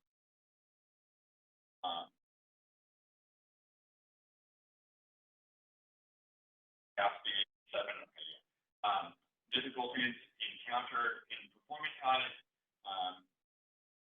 no difficulties. There are a few difficulties. Corrected misstatements, professional standards require us to accumulate all known and likely misstatements. Audit.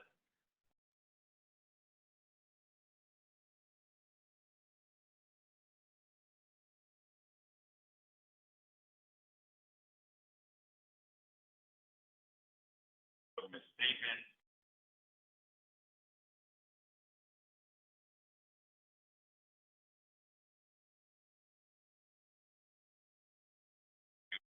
Consultants and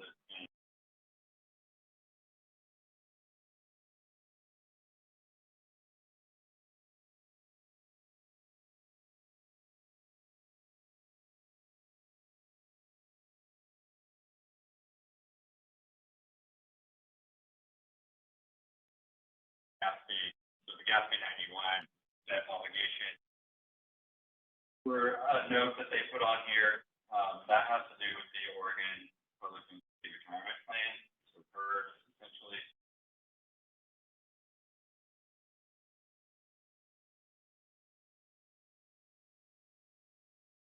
Found there are no significant deficiencies.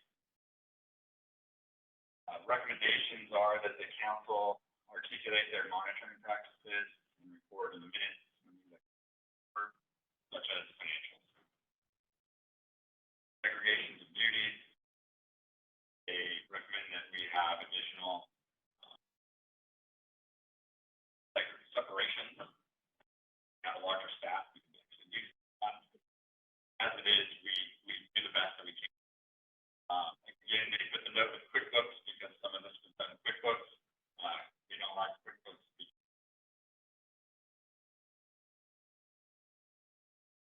It left the intellectual property use, which has been addressed in our policy manual, but for its placement, part of the union agreement, yes. Yes.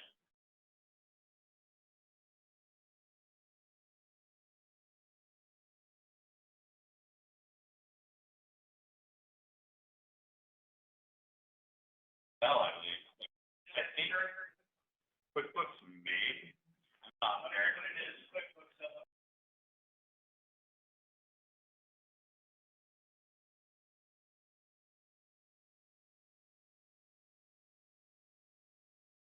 It doesn't identify.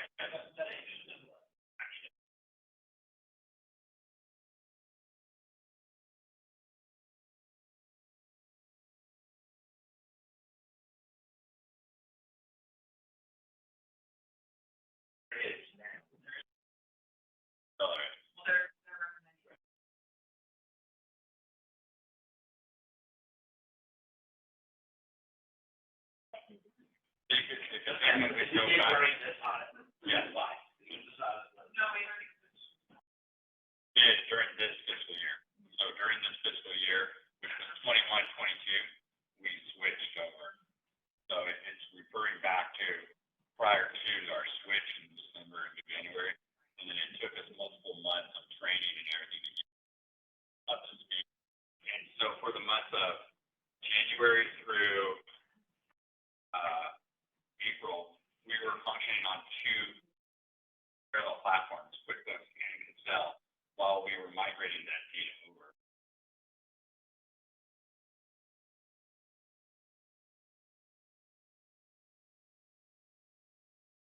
Down, there probably is something in QuickBooks that would allow you to go back, but I don't think it doesn't lock it like Excel does. So back in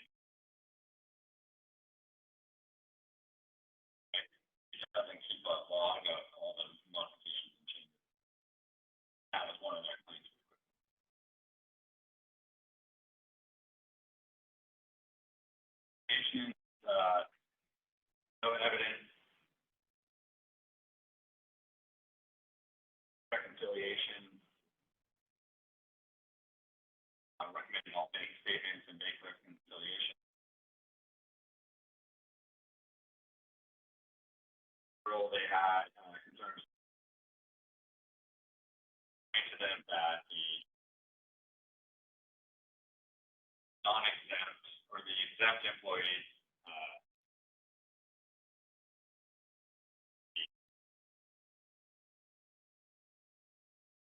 capital asset, noted amounts, capital assets that were not recorded in the capital asset. So, all capital assets be recorded. That was one of the things that they were. Those are their notes.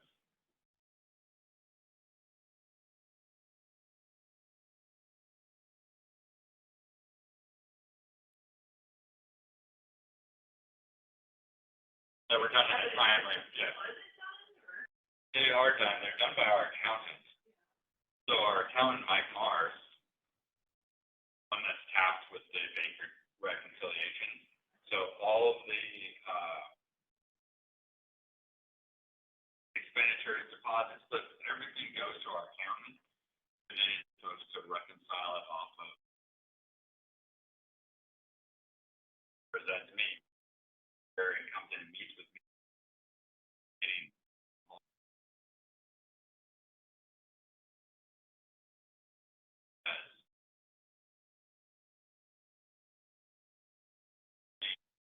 our transfer, the complication for operating with his software, and now we're finally starting to get caught back up, and I'm finally starting to get it, but it's all back so far now, it's not fresh in my memory. So, challenge to, we're still behind. I'm trying to get back. But yes, now we have transferred away from Mr. Mark, working with their account, their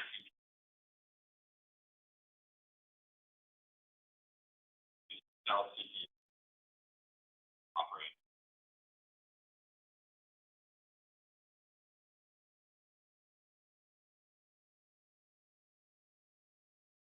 Now they are working on getting us caught up.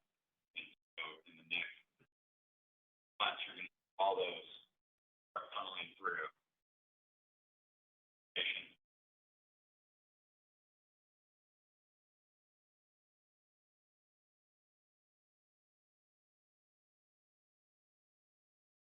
Questions on the hardware board?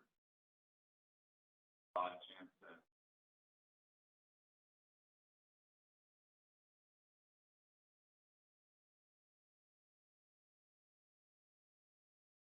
So having reviewed,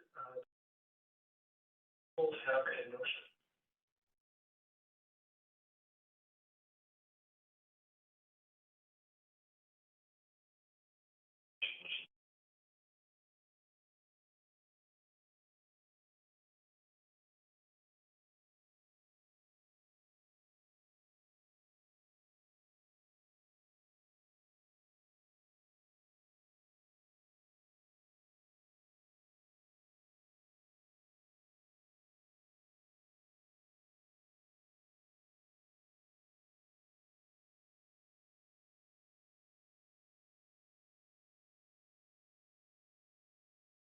Unanimous vote.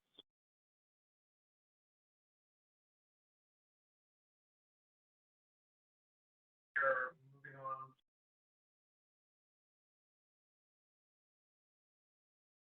Ladies and gentlemen, we've scheduled legislative land use hearings.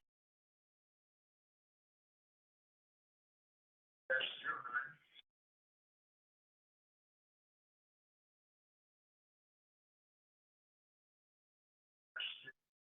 Local wetlands inventory, wetlands.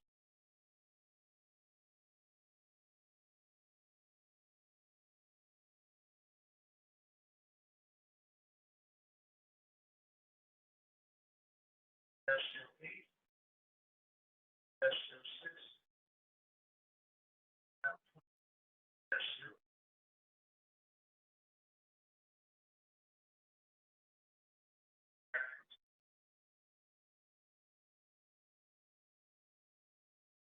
Sheriff's Fill District and change zoning designations from one ordinance.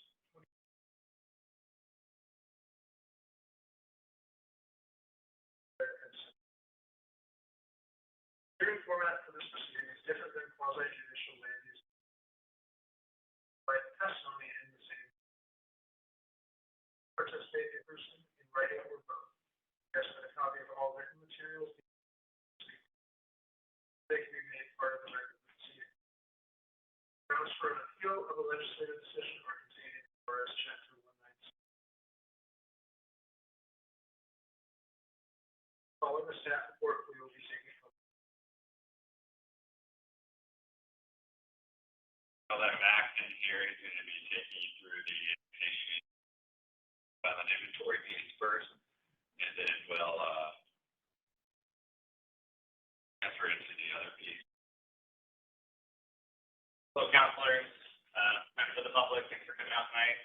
So this first piece that we're talking about is land use 309, ordinance number 02023-07. Which is the adoption of a local wetland inventory for the properties in question to be annexed that's been applied to. So some general information, the applicant is the New Home Company and their authorized representatives, SWCA Environmental Consulting did most of the legwork as far as going out, getting reports, doing water delineations, and I'll go into more detail on that. The site area is a total of 215.9 acres. It is basically from the northern portion of 150th and East Bend, along East Bend over to Roy Rogers, and then down along Ellesmere. The exhibits that were provided with the LWI with this piece are the wetland delineation reports, Oregon Freshwater Wetlands Assessment Methods, off-land report, public notice. So we notified public that were adjacent to these properties. The LWI wetland map that was produced, and then finally the letter of approval from the Oregon Department of State Lands, basically ultimate decision to approve the wetland board. So kind of some background information, what really is a wetland inventory. It provides the basis for mapping of significant wetlands within a city or growth boundary.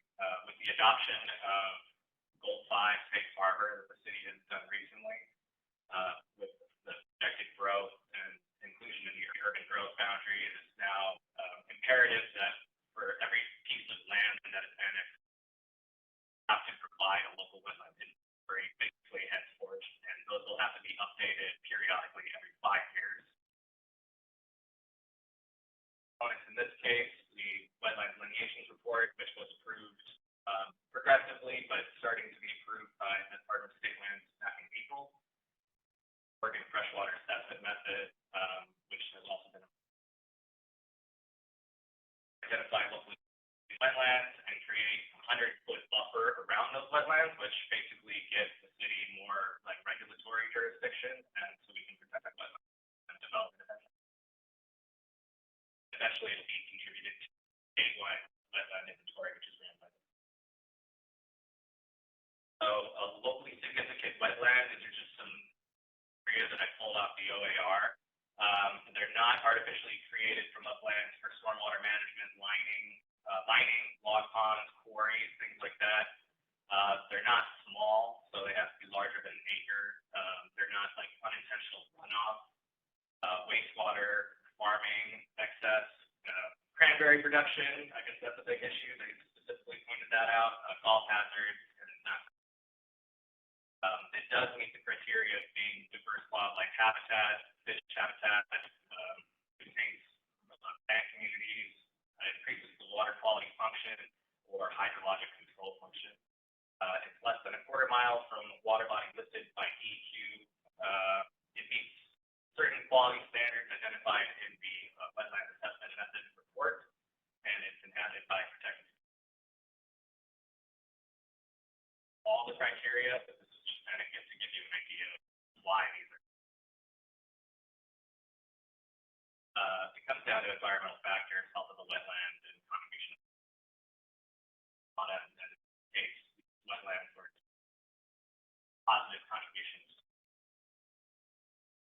criteria for evaluation by the staff, we looked at our Title 16 codes, ORS, OAR, comp plan, and adherence to the Community Development Code 16192060, Safe Harbor, Goal 5, and OAR 141.086 through 660.023, kind of details procedural compliance, which includes middle to GSL, provided maps, public notice, planning commission review, and then ultimately council review. Adherence to the 100-foot buffer required by OAR 141.086. Litigation and Oregon freshwater assessment method where the two reports are provided, and then most adherence for LWI regulations will be reviewed on development application. So right now this is just an annexation. Not really a lot of parameters to review it because we haven't gotten into the details. That's pretty much it.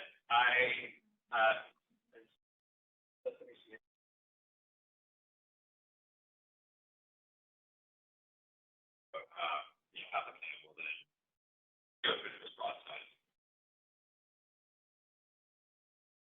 Staff's recommendation on this is to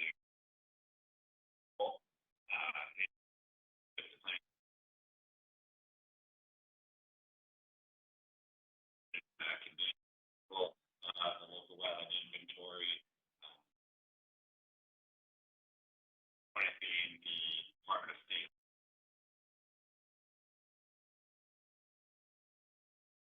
And additionally to just the adoption of the LWI, there's a couple small code text amendments. That's a wetland buffer, so partially owned, if you own it on your property and you want to develop it and it's on property, then you don't have to. Gives you a little bit more flexibility as far as forcing your neighbor to have to do a wetland assessment on their own property. And then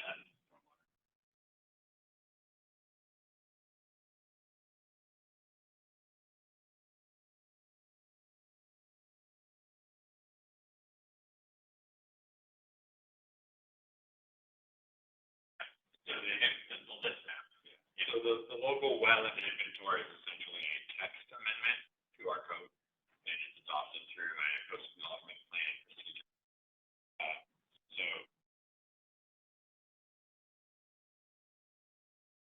for area. Going through some more of this in the future. So if you look at this map, the green hash, that's areas that are not up for annexation, and so they were not up for annexation area. So tax lots that are clear within the nearest boundary, those are the subject area, and they by these four major locally significant. Actually, I have to identify the local boundary element on property prior to development and also prior to annexation.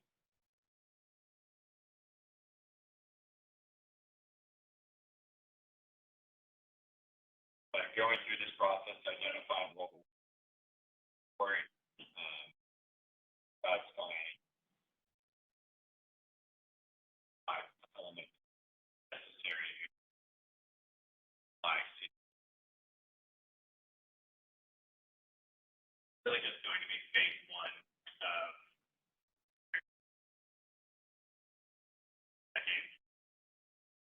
setting the bar for how we're going to be moving forward as far as adopting locally.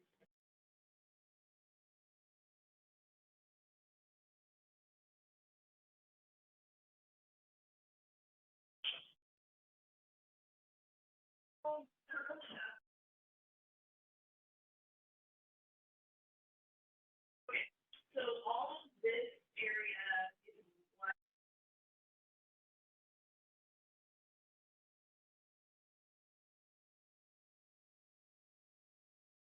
There isn't one. We wouldn't be.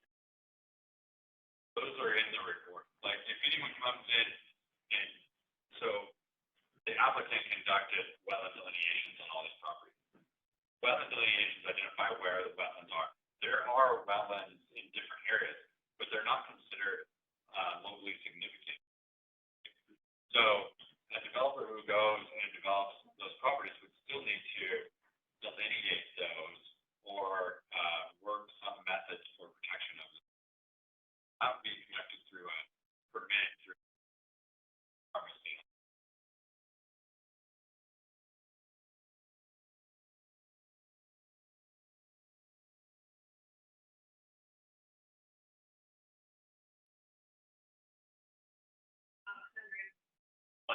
Stopping it because it hasn't been. Right, like, how do we know, because none of this has been, how do we know that they're not allowed? On adjacent parcels outside the Yeah. limits. It's like accidentally.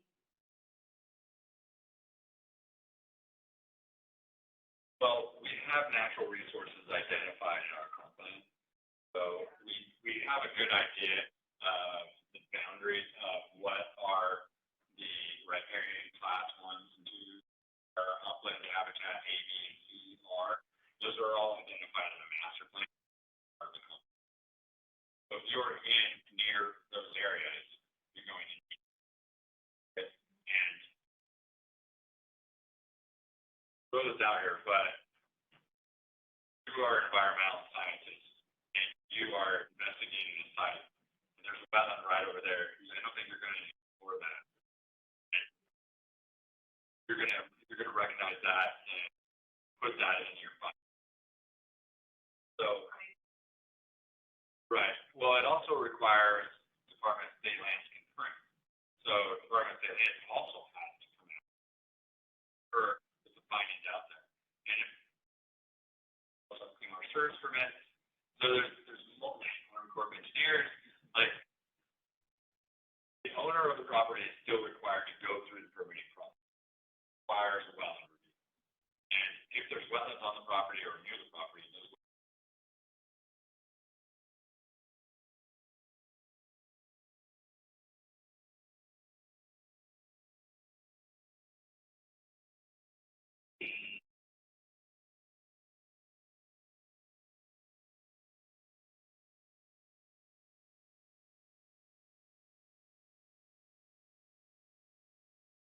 no, it was identified as a wetland. Not identified as a significant wetland. Actually delineated.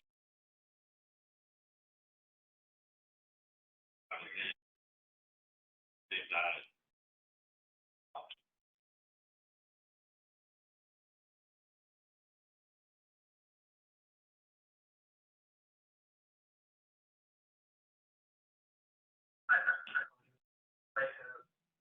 might have gone into properly. Okay. Sorry, Ronnie, you're here for another judgment. So, I'll just go back, I guess.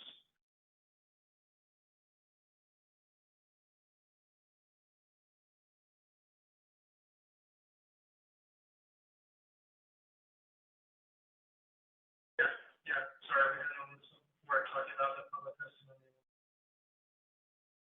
Okay, so I call over public hearing regarding case number LU 2023-09 at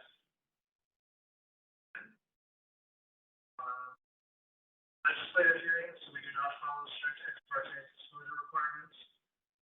Any member of the audience wish to challenge the jurisdiction of the city council to hear this matter?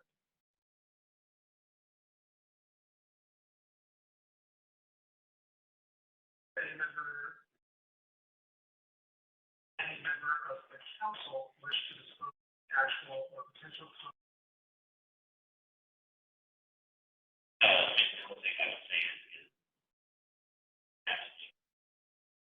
yes, I have no say. No, I have no claim. No, I don't have any claims.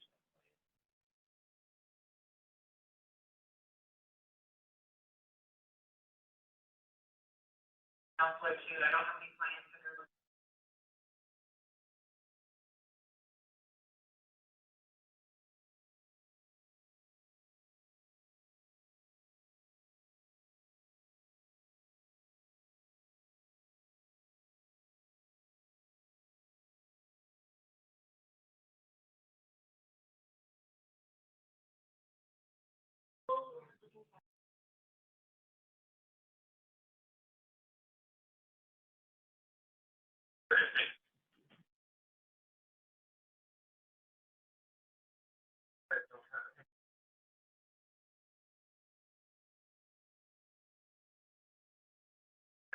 that area.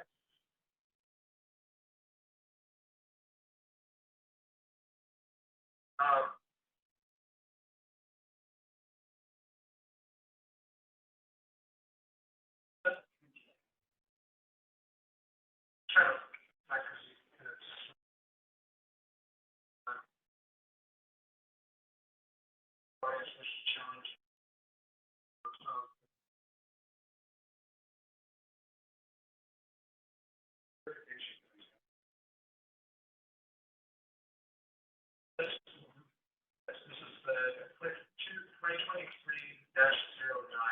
is the military that you're in right now.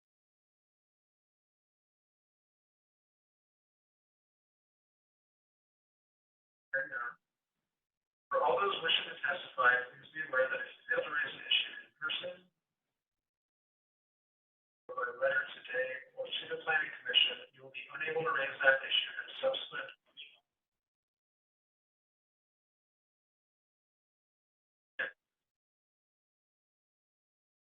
So, sorry, you will be able to raise that issue at subsequent item on appeal to the council or at a subsequent time on appeals to the testimony and evidence must be directed towards the criteria that staff will describe or other criteria in the plan or land use code which you believe apply to the decision. Failure to specifically address the approval criteria that staff will describe also precludes the raising of an issue related to those criteria on appeal. At this time, I call for the staff to present the proposal along with the applicable approval standards and make a recommendation. Sum it up, since we've already been through it, the staff is recommending approval of the proposed local wetland inventory that has been produced and supplied by PTD, their consultant, who will have an opportunity to get changing a little bit about how those wetlands are identified, where those wetlands are, and how current with Department of State lands on regular. That, I'll pass it on. That's, again, staff's recommendation is to move forward with the planning commission's approval now that the condition has been met. In addition to the planning commission approval, was that we have Department of State lands approval. Now have Department of State lands approval, so staff's recommending to move forward. Option of the local wetland inventory.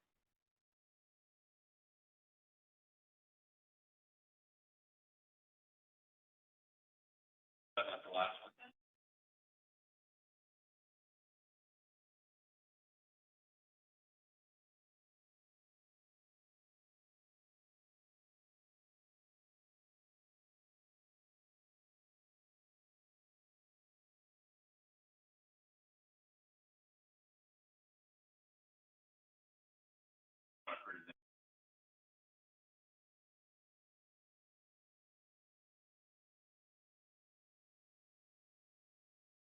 So we can move forward with the hearing. We'll pull up the appropriate map.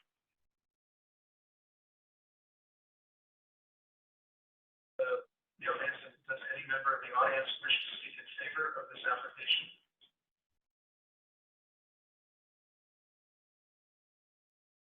The applicants have a. This actually comes back to the applicant.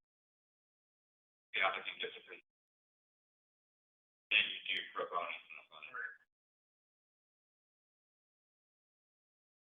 At this time, you want to call it applicant in. So, okay, at this time, applicant provide a testimony in favor of your.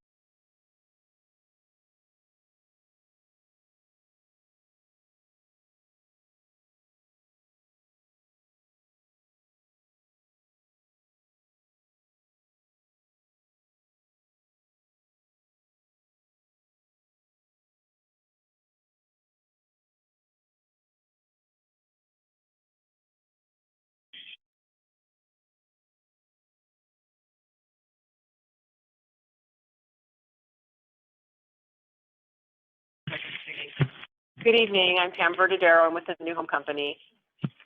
thank you to the staff for putting together their presentation this evening, as well as their staff report and recommendations.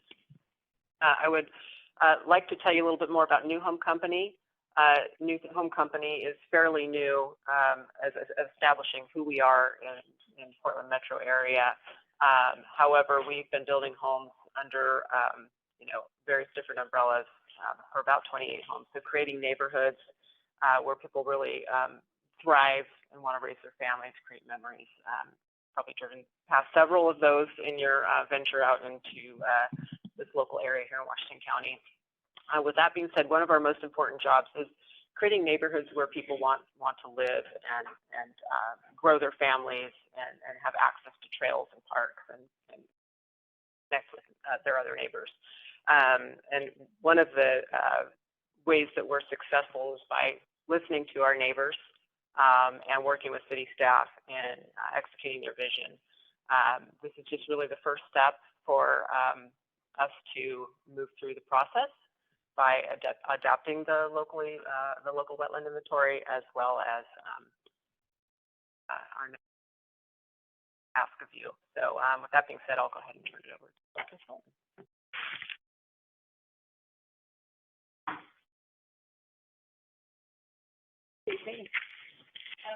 Stacy Connery with Pacific Community Design, 12564 Southwest Main Street. Ronnie, if you could go ahead and the map that's shown here is only reflecting the locally significant wetlands, which will be adopted as part of the Kingston Terrace District Code inserted into the Goal 5 Safe Harbor Code section. This map identifies the wetlands that are protected under that particular code section.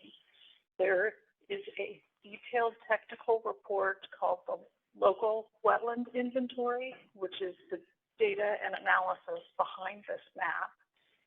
And I'm going to turn it over to Mark Walker to talk about that a little bit and answer any technical questions that you may have.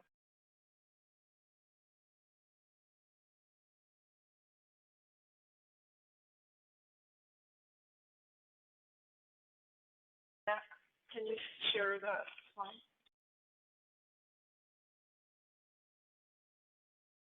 Mirth Walker, SWCA Environmental Consultant, Portland, Oregon. And I started the wetland delineations on these properties before I semi-retired, and came back to help with the wetland assessment on all of the delineations that my company performed over this area. So the map you're seeing here is the Figure 1 series in the OSWAM report, and it is the it is the local wetlands inventory map. It shows all of the wetlands in the study area and denotes which ones we determined to be locally significant under the Oregon administrative rule.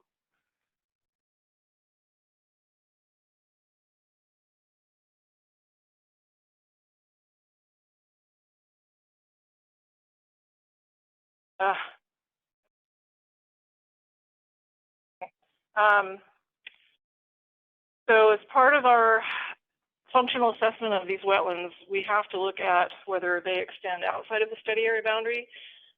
So we do mapping using Google Earth aerial images and hydric soil maps and what the National Wetlands Inventory map shows, and any other background information we have, other consultant reports to estimate the size of the wetland offsite. However, the Department of State Lands will not let us show any wetland area that's not within our specified study area boundary. So we have internal information of, yes,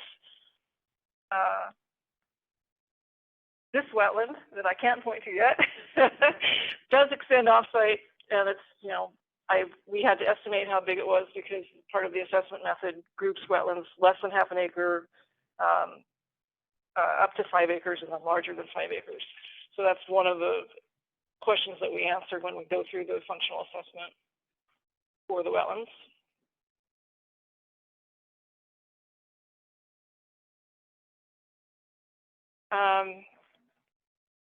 So if we saw a wetland across the property line, we certainly would say that in our wetland description, but we wouldn't have any definitive size or delineation of how big that wetland was.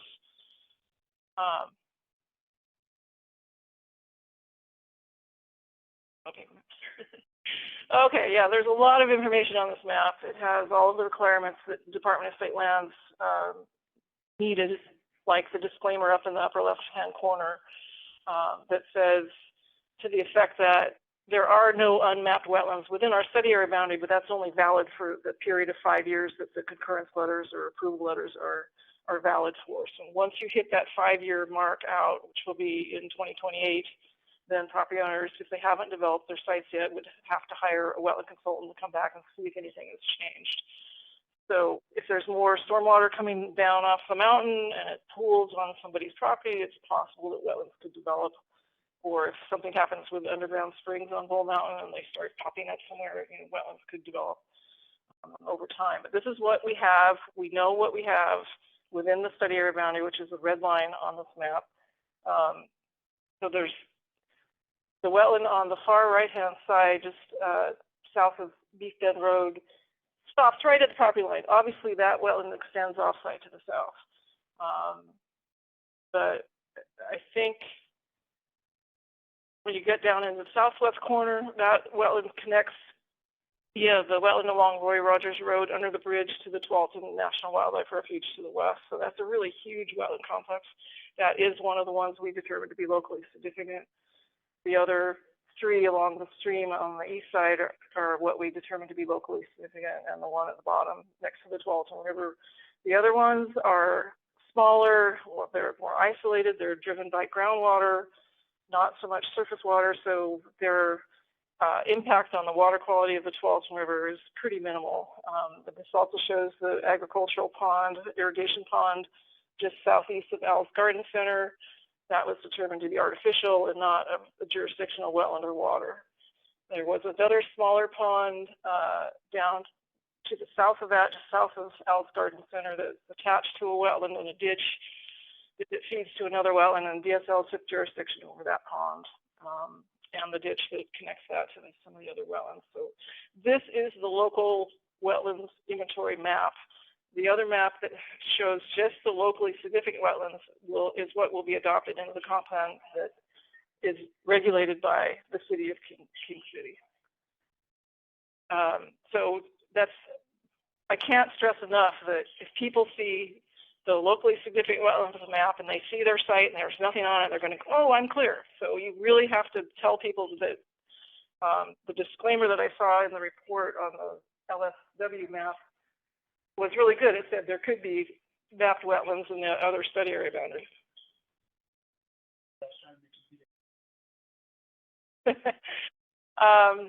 So it's really important to remind people that this is the LWI map. It shows all the wetlands in the area. The ones that aren't locally significant are still regulated by Department of State Lands and in some cases the U.S. Army Corps of Engineers. They make their own determination. Their rules are changing all the time. So we are fortunate in Oregon that we have Department of State Lands that has pretty much, stayed the course on regulating isolated wetlands that still provide a lot of function and value. What else? Questions?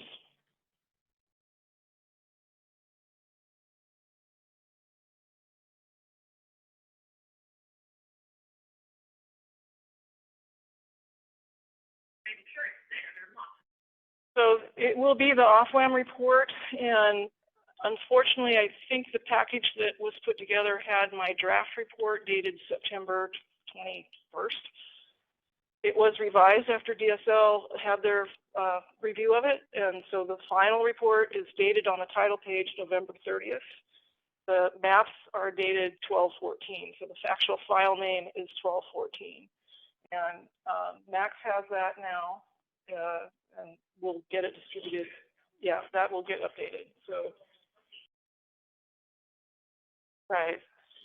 And so we were still revising it up to the day before DSL put out their approval letter on the 15th. So that's really important that that stuff's all draft. The maps didn't change much. They were tweaked a little bit in how it was presented with the insets, with the match lines and things on the Figure 1 index page, and we had to change a few of the terminologies to be consistent with what DSO wanted. So it's not going to be much different than what's in your packet. It would be Figure 1 in the off-lam report. So it's like page 23, off-lam report from September. Oregon Freshwater Wetland Assessment Report, which should be one of the attachments in the agenda. Ronnie's nodding. Yeah.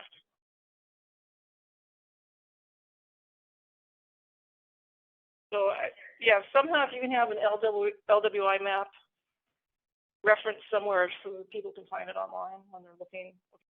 Significant wetland map, I have to deal with the city on these. These are the other wetlands I have to deal with the state and Clean Water Services. That would be really helpful.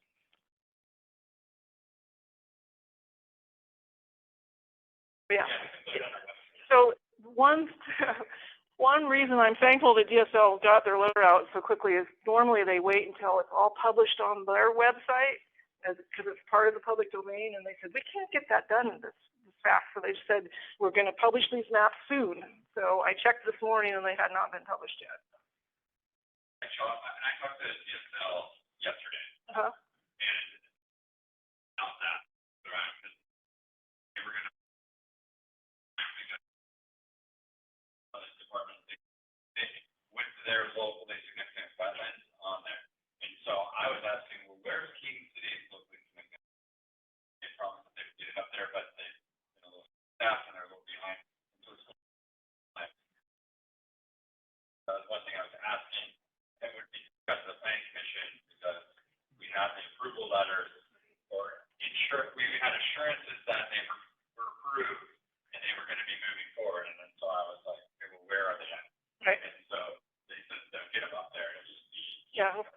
So it's another couple weeks. So it's really hard to see on the map, but the table of wetland areas have the ID, KT-A, et cetera. There's 2 asterisks after the wetlands that were determined to be locally significant wetlands. So that shows you the acreages, the Cowardin class, which is whether they're emergent or scrub shrub or forested, and whether they were determined to be locally significant wetlands.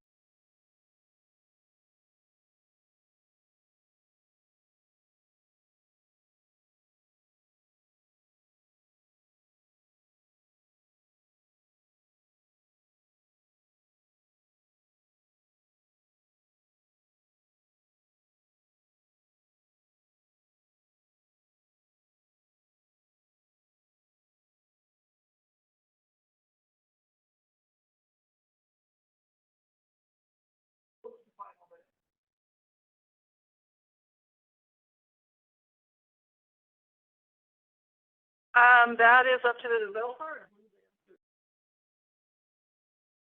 Be filled in. As part of the development plan.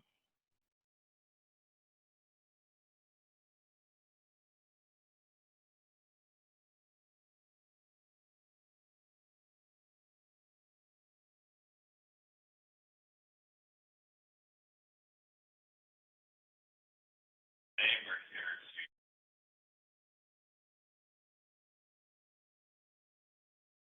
add the final material. But it's different. But we out exactly what the difference was, but I think we were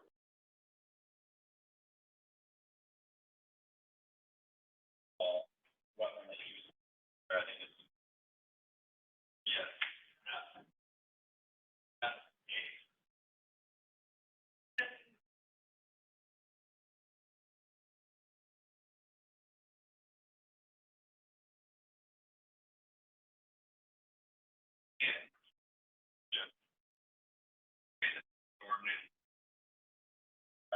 You have to have a first read one setting and a second. So you can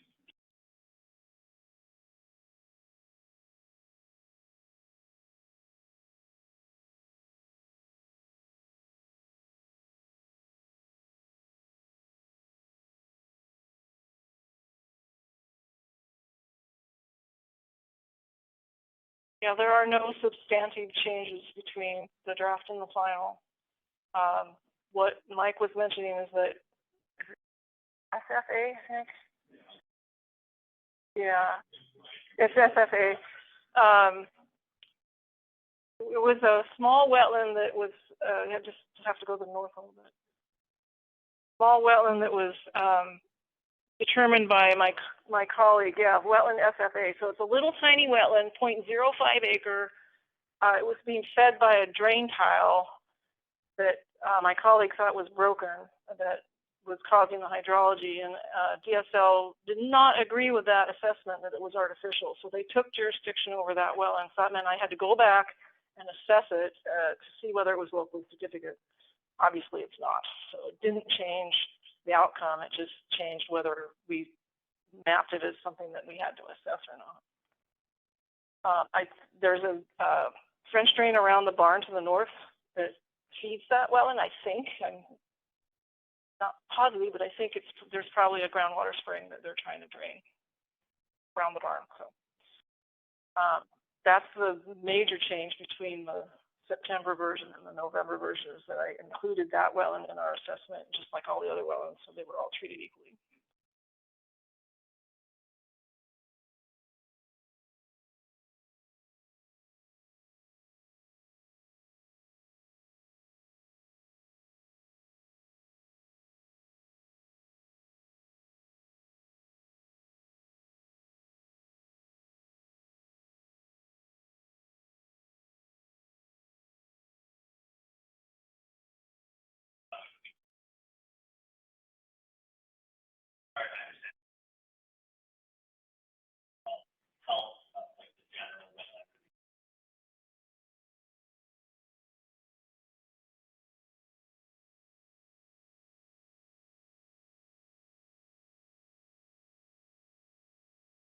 Not necessarily. So basically a wetland has three primary characteristics, and that's wetland hydrology, and hydrophytic or wetland vegetation, and hydric or wetland soils. And under normal circumstances, you have to have all three present in order to determine that it's a wetland. And then to delineate it, we compare our upland plots and our wetland plots, and then draw a line between those two. And all of that gets concurred or approved by the Department of State Lands. This is the delineation process. So that's step one. Most local wetlands inventories don't do delineations. They just go in and, it's roughly this big, and I only have to do a wetland plot, and it's not as accurate. It's far better to have delineations done on site. You get much better information. This is a really odd animal because Department of Land Conservation and Development was pretty late in the game, saying, hey, King City, you haven't done an LWI, you need to do this before you have to annex, before you can annex. So I said, okay, I'm not doing an LWI, I'm just going to do the wetland assessment off-land. And then the GIS database and everything got morphed into being an LWI. So this was an off-land report in support of an LWI. And then to do the functional assessment, it's four basic things and then a bunch of other things that can also occur. So it's wildlife habitat, fish habitat, hydrologic control, and water quality function. It has to score intact or provide diverse wildlife habitat, or score intact function. So those are the four primary ones. If you get a high in any of those, then it's automatically locally significant wetland. There's other secondary things like endangered plant community or unique plant community to the area, as Max mentioned, use by a school group for education. One of the trickiest ones here was you could have a wetland that had medium water quality function, but it was within a quarter mile of a water body determined by DEQ to be limited, like the Tualatin River is limited on a whole bunch of things. But the Tualatin River is really big, and these wetlands are, for the most part, really small, and they're high up, and they're just, they're not going to do much for the river. But the big one down there in the floodplain that's associated with the Tualatin River Wildlife Refuge, I think could provide something. But it also scored high in one other thing, too. So there's these other secondary things that we have to look at to rule out whether any of the wetlands are locally significant. That answer? Yeah, so you can have contaminated wetlands. They can be cleaned up and still provide function. little urban wetlands can still provide function. It's just, they're not going to be the beautiful, pristine things that aren't agricultural fields that you can't delineate in the summer because there's no hydrology. Okay?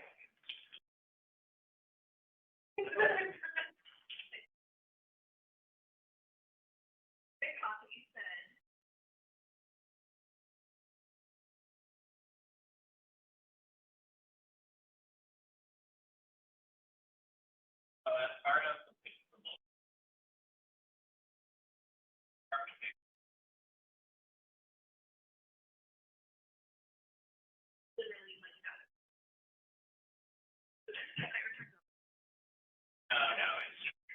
So the statewide wetland inventory replaces the national wetland inventory because it's more accurate.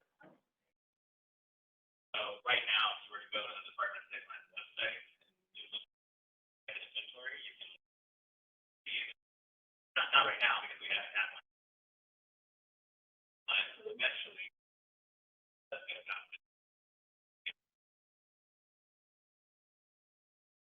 Like to work it into our website.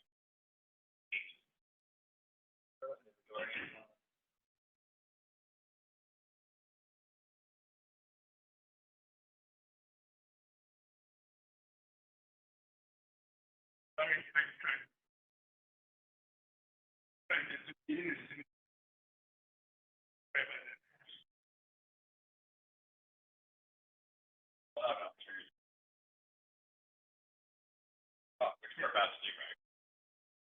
Testimony we can't ask your question. Answer is your step. If the applicant or I can try to respond. Does any member of the audience wish to speak in favor of this application?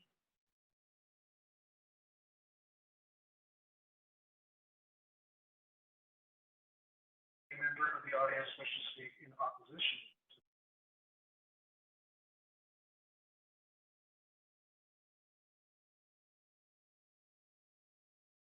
By neutral.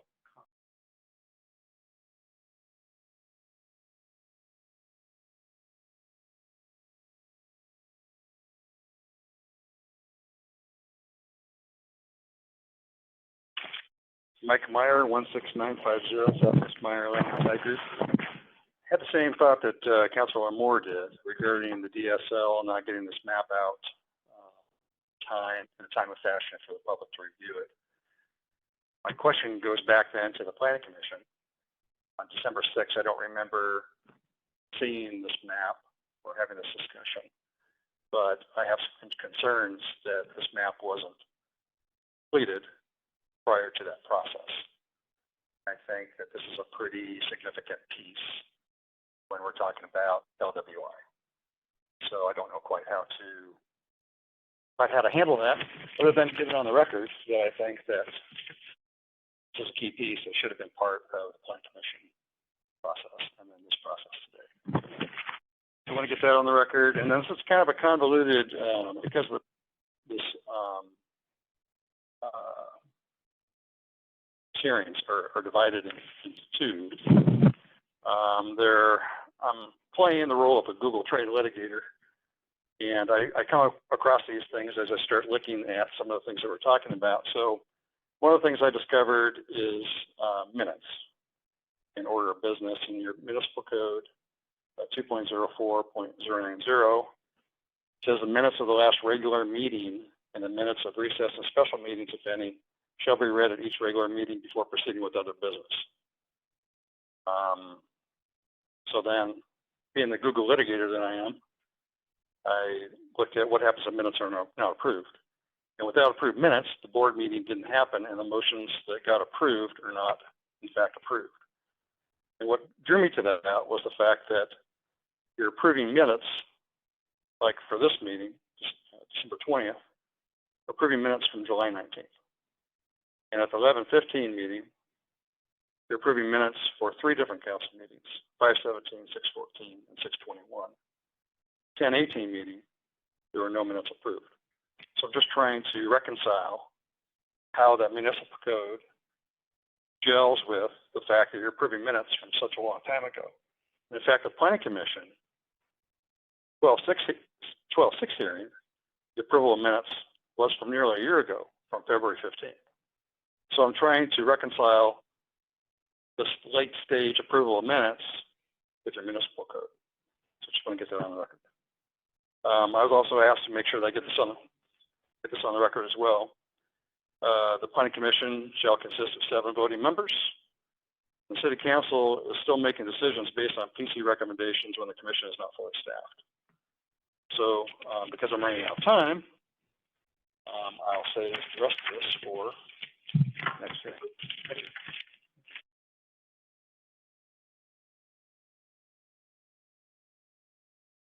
Any other municipal comments?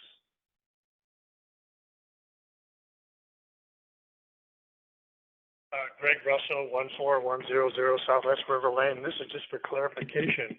On the wetlands, were they actual physical assessments? We actually went on the land to check everything out? Yes. For all the 528 acres? Or was it just a Google Earth? Just the applicant. Area boundary, which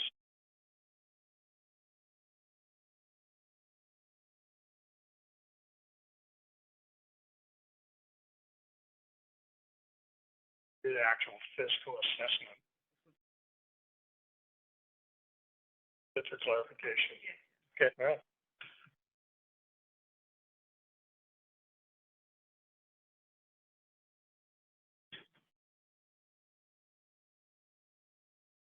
Hi, I'm Dave Robinson, 14180 Southwest River Lane, and I just had a question. I know when we were going through all the planning for the TSP and the master plan, there was discussion that there was a requirement for SNRs and Class 1 repairing and stuff like that. And I thought with Title 13 and Goal 5, I thought each city was to do their own evaluation and then Metro would adopt that. And so is this the study that becomes what we call our local SNRs and Class 1 repairing and all those sorts of things? That's all I had. I just wanted to ask that. I'll answer.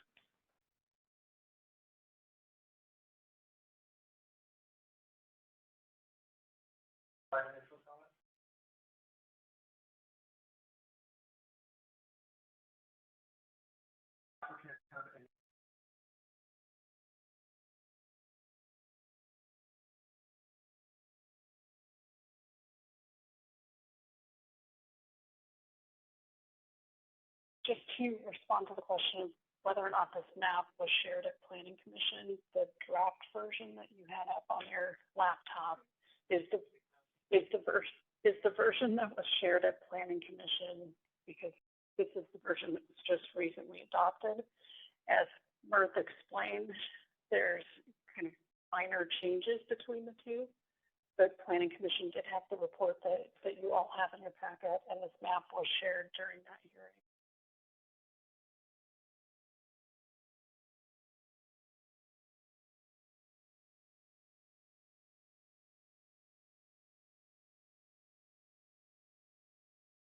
Now,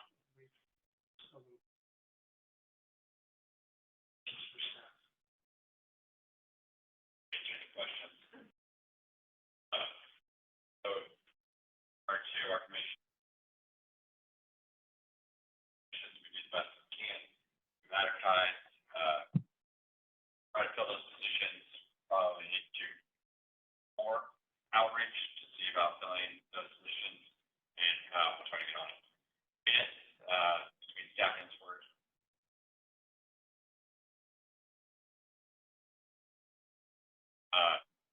Minutes, we're behind, obviously, on a lot of fronts. Staff for less than small city, and fortunately, we give you staff this. Gone to an easier format for minutes to try to make it more efficient. We put our videos up and live stream as best we can to make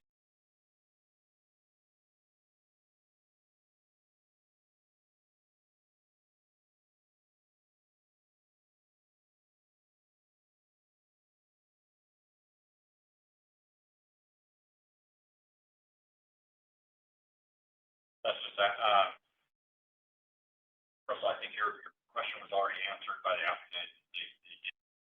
On the ground stuff. Mr. Robinson, in regards to significant natural resources, there's a map in the master plan that identifies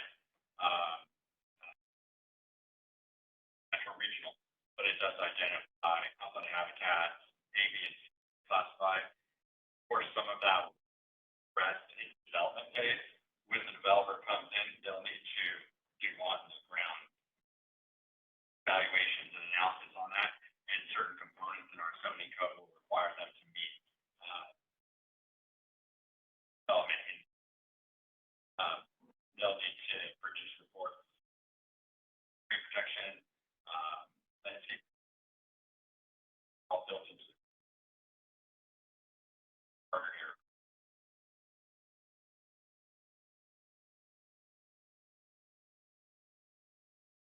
Natural resource map that we have identifies the riparian corridors, identifies the upland, riparian class 1 and 2, and the upland habitats A, B, and C. The only thing that's really left out is wetland. What we do require to do wetland deletion prior to development. Also in accordance with our code, we'll do local wetland prior to the application zones, and now have to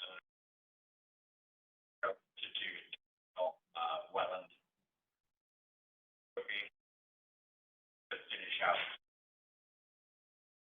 all the areas not included in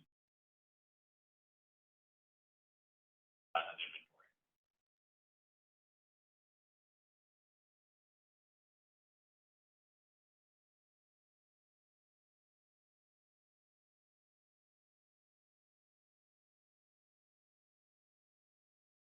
We're just getting started right now. So those will be going forward. Right now, we're doing surveys, wetland surveys and things along the Westside Trail segment as well. Our engineers are currently working on that project through the ARPA Regional Flex Funds account, that federal dollars that we have working on the Westside Trail segment. So our consultant, right now, our consultants and engineers to do that wetland inventory along that strip, and then outside of those two, what the applicant has produced here and the Westside Trail segment, the other portion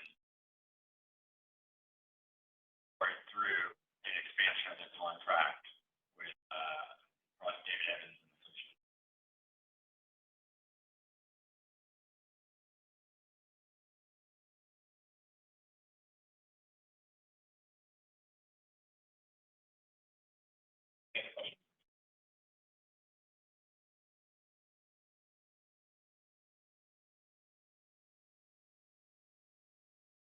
Yeah.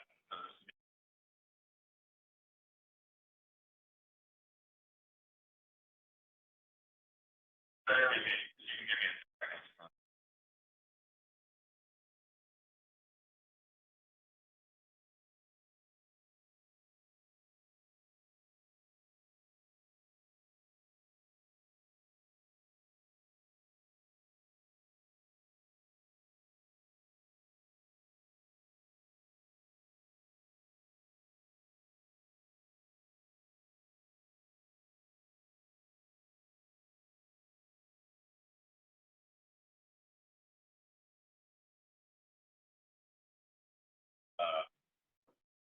Reading of the ordinance.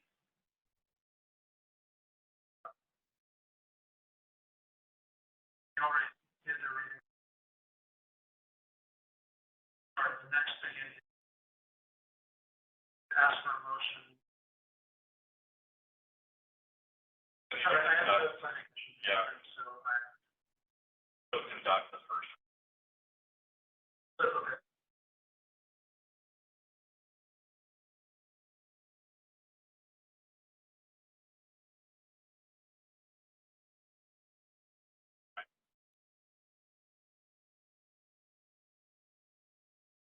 This is the first reading of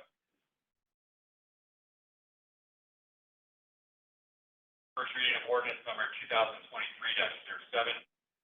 Ordinance considering land use file 2023-09, adopting local wetland inventory and wetland assessment for the Kingston Terrace Town Center, and incorporating them into the comprehensive plan for the city of Kingston, Oregon. Titles, whereas Kingston City received an application for annexation submitted by Pacific Community Design on behalf of New Home Company, and whereas the applicant seeks annexation approval of approximately 210 acres of land. This also includes portions of Southwest East Bend Road right-of-way south of the midline from the current city limits.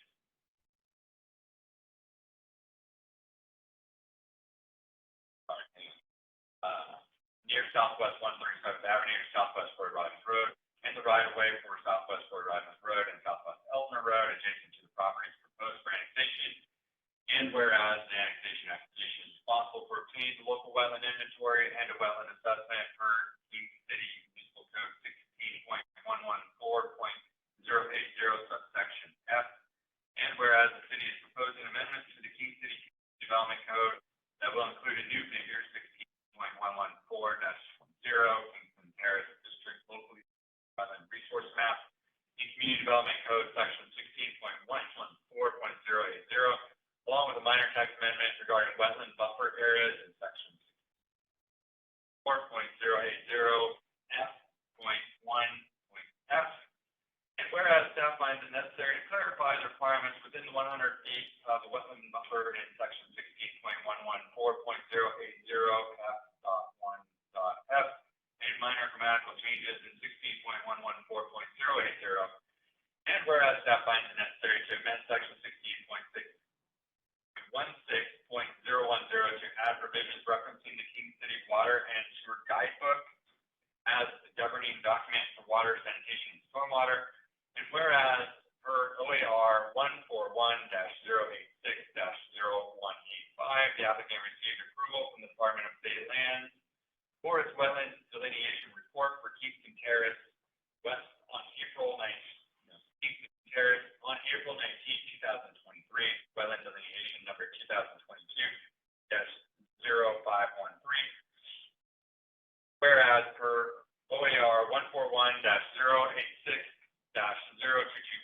subsection 1, the applicant submitted the Oregon Freshwater Wetlands Assessment Method Report to the Oregon Department of State Lands on September 21st, 2023. Whereas per OAR 141-086-0228, subsection 5, the applicant received approval from the Department of State Lands for its Oregon Freshwater Wetland Assessment Method Report for Kingston Terrace on December 15th, 2023. And whereas the city provided notice to the Department of Land Conservation and Development of a hearing before the Land Commission, council is required by law, and whereas the city provided notice of a hearing before the Land Commission and city council as required by ORS 197.610 and OAR 141-086-0228, subsection 2. Whereas on November 29, 2023, the King Planning Commission held a work session to review the application, and the public was provided an opportunity to review the application.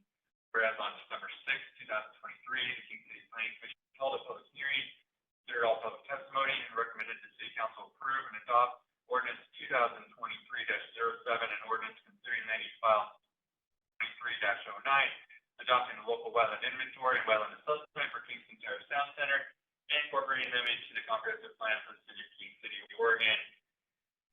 Whereas on December 20, 2023, the City Council of King City held a public hearing to consider the Planning Commission's recommendation, hear public testimony, apply Oregon Administrative Rules, Chapter 141, Provision 86, Wetland Conservation Plan, King City Comprehensive Plan, the Kingston Terrace Master Plan, and Title 16 Community Development Code, Section 16.192.060.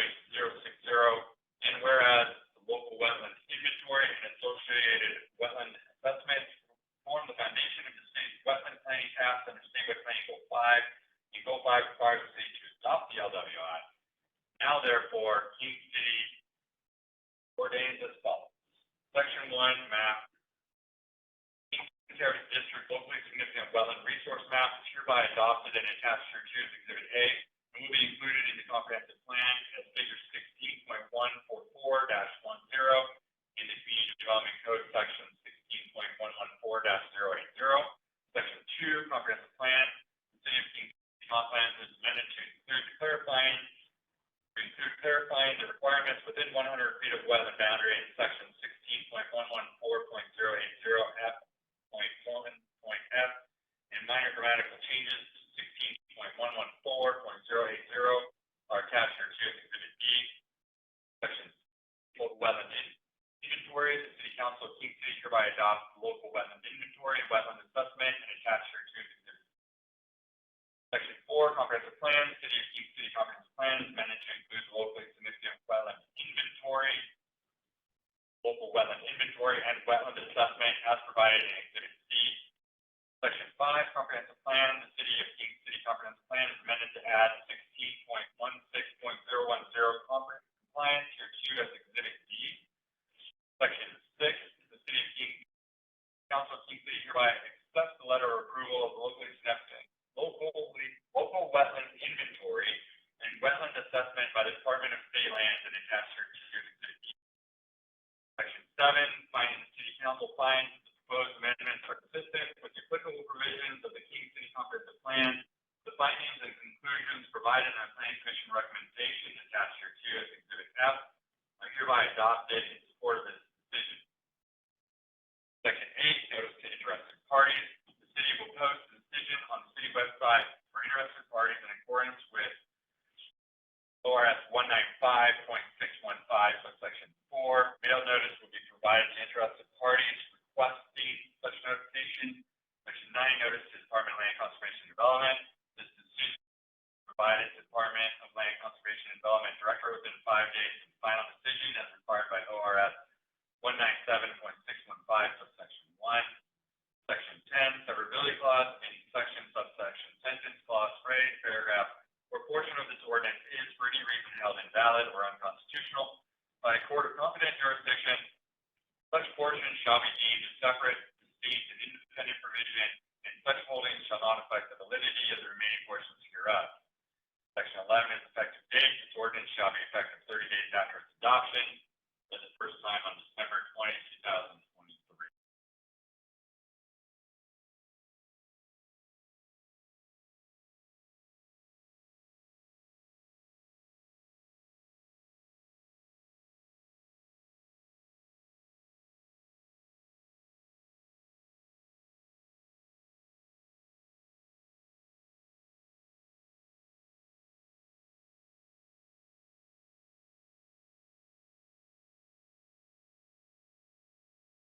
So, as you're probably aware, Washington County is doing their Goal 5 resource study right now. They do not do the Goal 5 resource for areas within city limits. And so the city will conduct our Goal 5 resources within our city limits. That will be the map that gets sent to Washington County and adopts into theirs as well. So they're cooperating with all of us, cities, us, Beaverton, Hillsborough, all the cities within Washington County to our Goal 5, and they roll that into their map. Well, ours hopefully will be completed by the end of 2024. We should have ours all done hopefully within the next year. That'll basically roll it in. I'm not sure what their timeline is for theirs.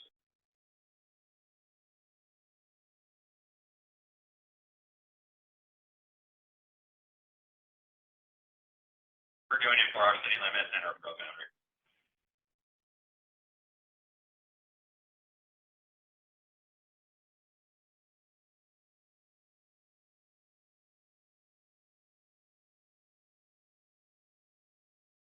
Right now, we have a situation where the final map wasn't received until just this last week after we'd all published the agenda.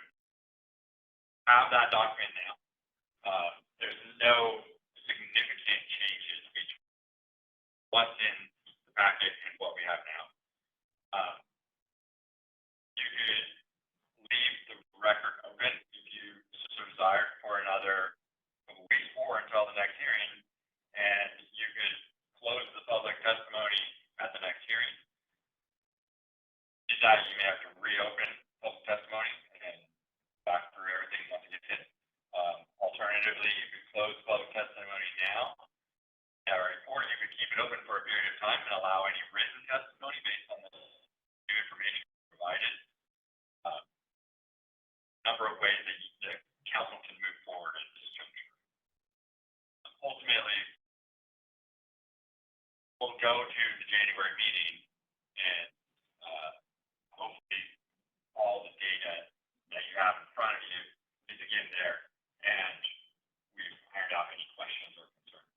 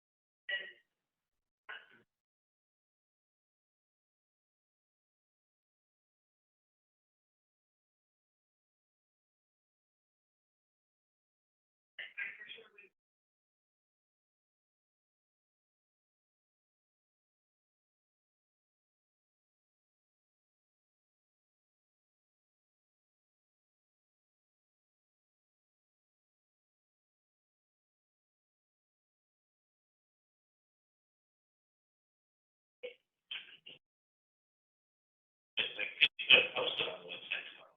Yeah, then that would take January 4. Why don't we say we post it by the end of the week, right? That gives us 2 days. Right. They already did it. But post it right now. Yeah.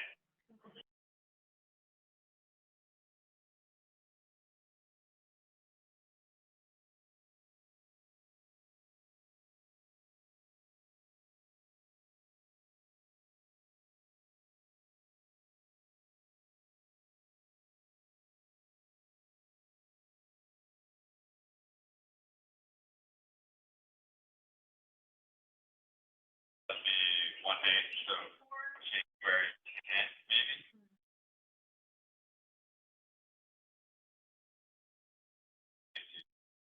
Yeah, so we would need testimony by January, early by January 9th.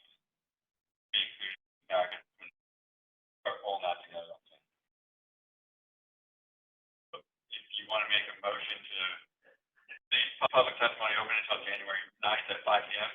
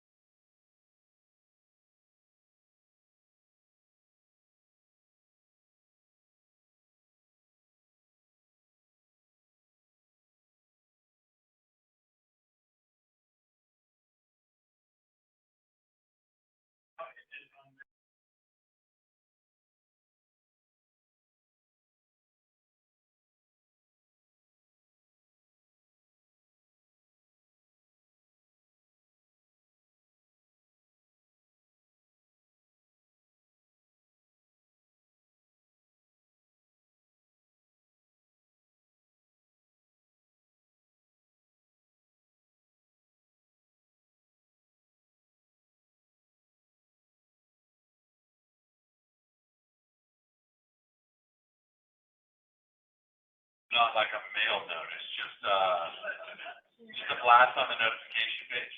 Yeah.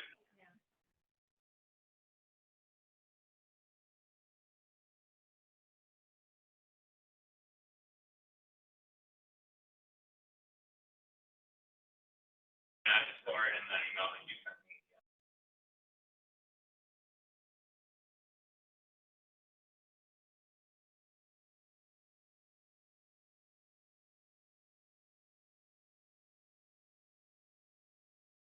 We're all here.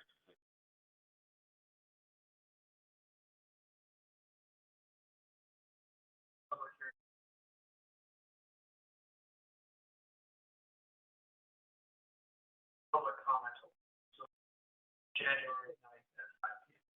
Public hearing, just for clarification, public hearing will continue January 17th at 6 p.m.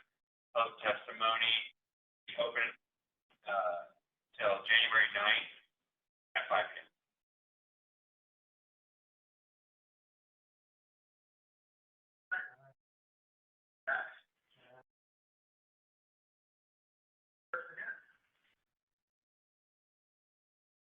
Call to order the public hearing regarding case number LU.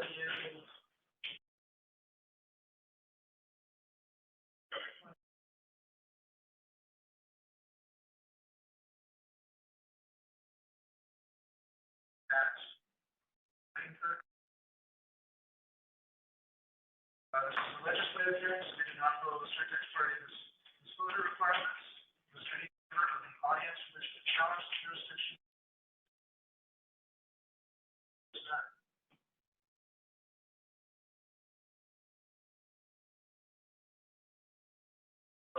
Does any member of the city council want to disclose actual or potential conflicts?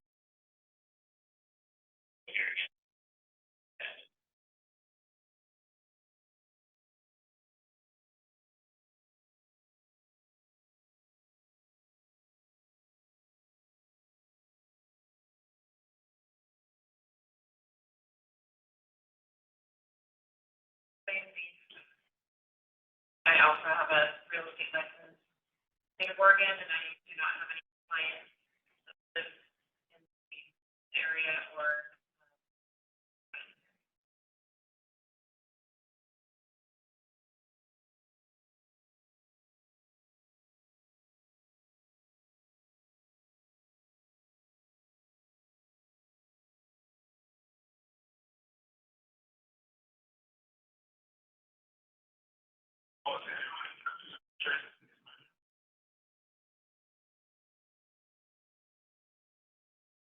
Member of the audience wish to challenge?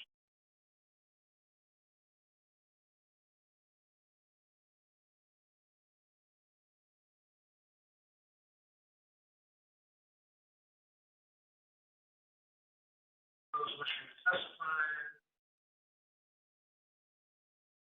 Fails to raise an issue in person, on Zoom, or by letter today, or to council, you will be unable to raise that issue at a subsequent item on appeal to the council or a subsequent time on appeals to the Land Use Board of Appeals. Testimony and evidence must be directed towards the criteria that staff will describe or other criteria in the plan or land use code which you believe apply to the decision. Failure to specifically address the approval criteria that staff will describe also precludes the raising of an issue related to those criteria on appeal. At this time, I call for the staff to present the proposal along with applicable approval standards and make.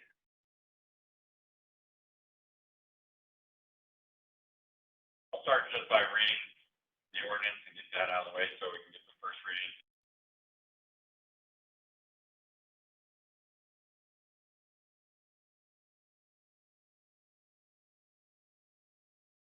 Other long one.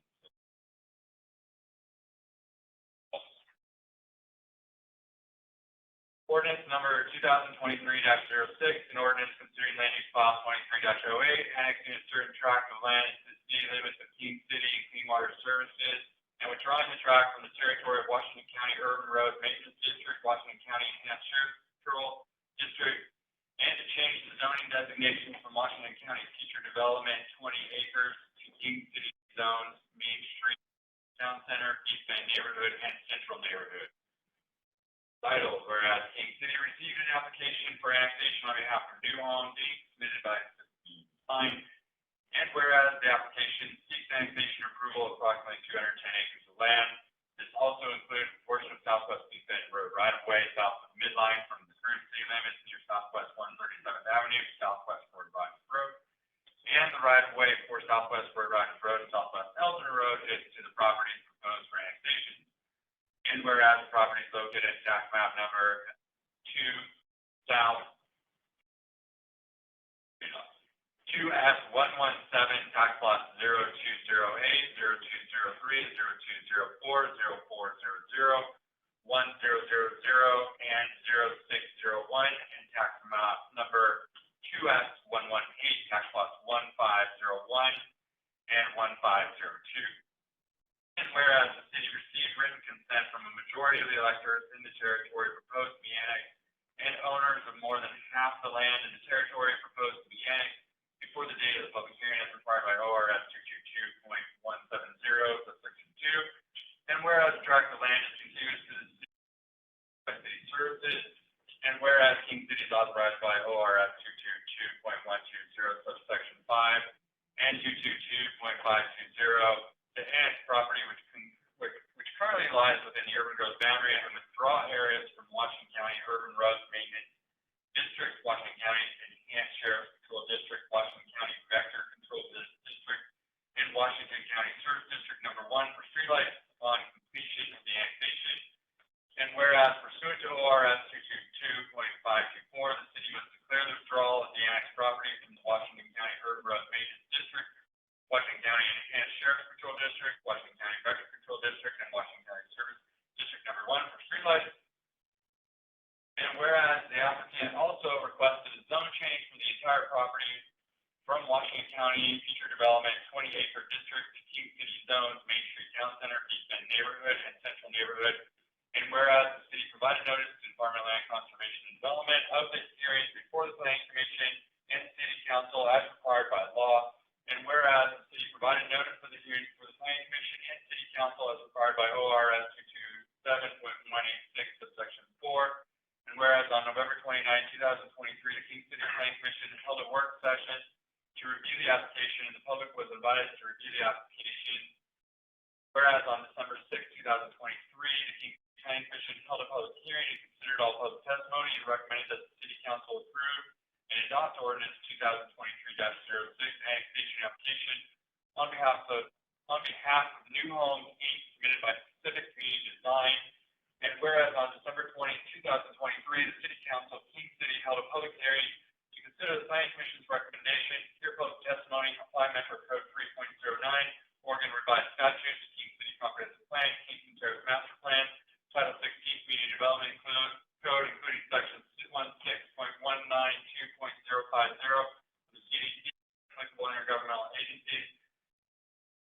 And whereas based upon the recommendations, evidence, and public testimony already in the record, and the evidence and testimony provided at December 20, 2023 City Council public hearing, and whereas the report was prepared as required by law, and the City Council, having considered the report and the testimony at the public hearing, does hereby favor the annexation of the subject tract of land and withdrawals from the districts. And whereas land use number 23-09 ordinance 2023-07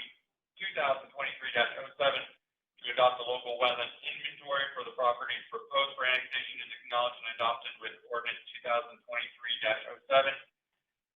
That hasn't been done yet. And whereas Exhibit A shows the property location of the annexation map, and whereas substantial evidence exists within the record to demonstrate that the proposed annexation, including the map, satisfies local, regional, and state legal requirements as described in the recommended findings and conclusions, and now therefore City of King City ordains as follows. Property, Section 1 property, the tract of land described in Exhibit A is declared to be annexed to the City of King City, Oregon. Section 2, Clean Water Services, pursuant to ORS 199.510, subsection 2. B, the property is also being annexed into the boundaries of Clean Water Services for the provision of sanitary sewer, storm, and surface water management. Section 3, Special District. Council further supports the future annexation in each special district necessary for the provision of urban services to the properties described in Exhibit A. Section 4, zoning map and land designations. The property located at and depicted in Exhibit A is hereby zoned and designated in the King City Comprehensive Plan as Main Street Town Center, East Bend Neighborhood, and Central Neighborhood. Tax map numbers 2S117, tax lot 0208, 0203, 0204, 0400, 1000, and 0601, a tax map number 2S118, tax lots 1501 and 1502, as shown in the updated King City zone map depicted in Exhibit B. Section 5, withdrawal of city under ORS 222.120 authorize the request to withdraw errors from Washington County Urban Road Maintenance District, Washington County Enhanced Sheriff Patrol District, Washington County Vector Patrol District, and Washington County Service District Number 1 for streetlights upon completion of the annexation. Section 6, local wetland inventory, annexed properties shall comply with ordinance 2023-07. Section 7, finding the city council finds the proposed amendments are consistent with the applicable provisions of the King City Comprehensive Plan. The findings and conclusions providing the planning commission recommendation attached here to exhibit C are hereby adopted in support of this decision. Section 8, notice to interested parties. The city will post the decision on the city's website for interested parties in accordance with ORS 195.615, subsection 4. Mail notice will be provided to interested parties requesting such notification. Section 9, notice to Metro. The city reporter shall mail or deliver a copy of this ordinance to Metro per Metro Code, Chapter 3.09.030, subsection E. And notice to DLCD. Decision will be provided to the Department of Land Conservation and Development Director within 5 days of the final decision as required by ORS 197.615, subsection 1.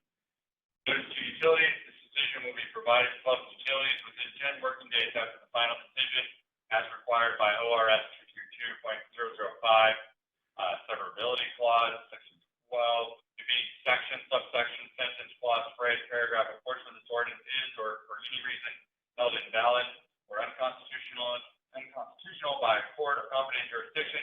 Such portion shall be deemed separate, distinct, and independent provision, and such holdings shall not affect the validity of the remaining portion hereof. Section 13, effective date. This ordinance shall be effective from and after 30 days following its passage and approval by the mayor or from the annexation date of filing with the Secretary of State, whichever is later. Read this first time on December 20th.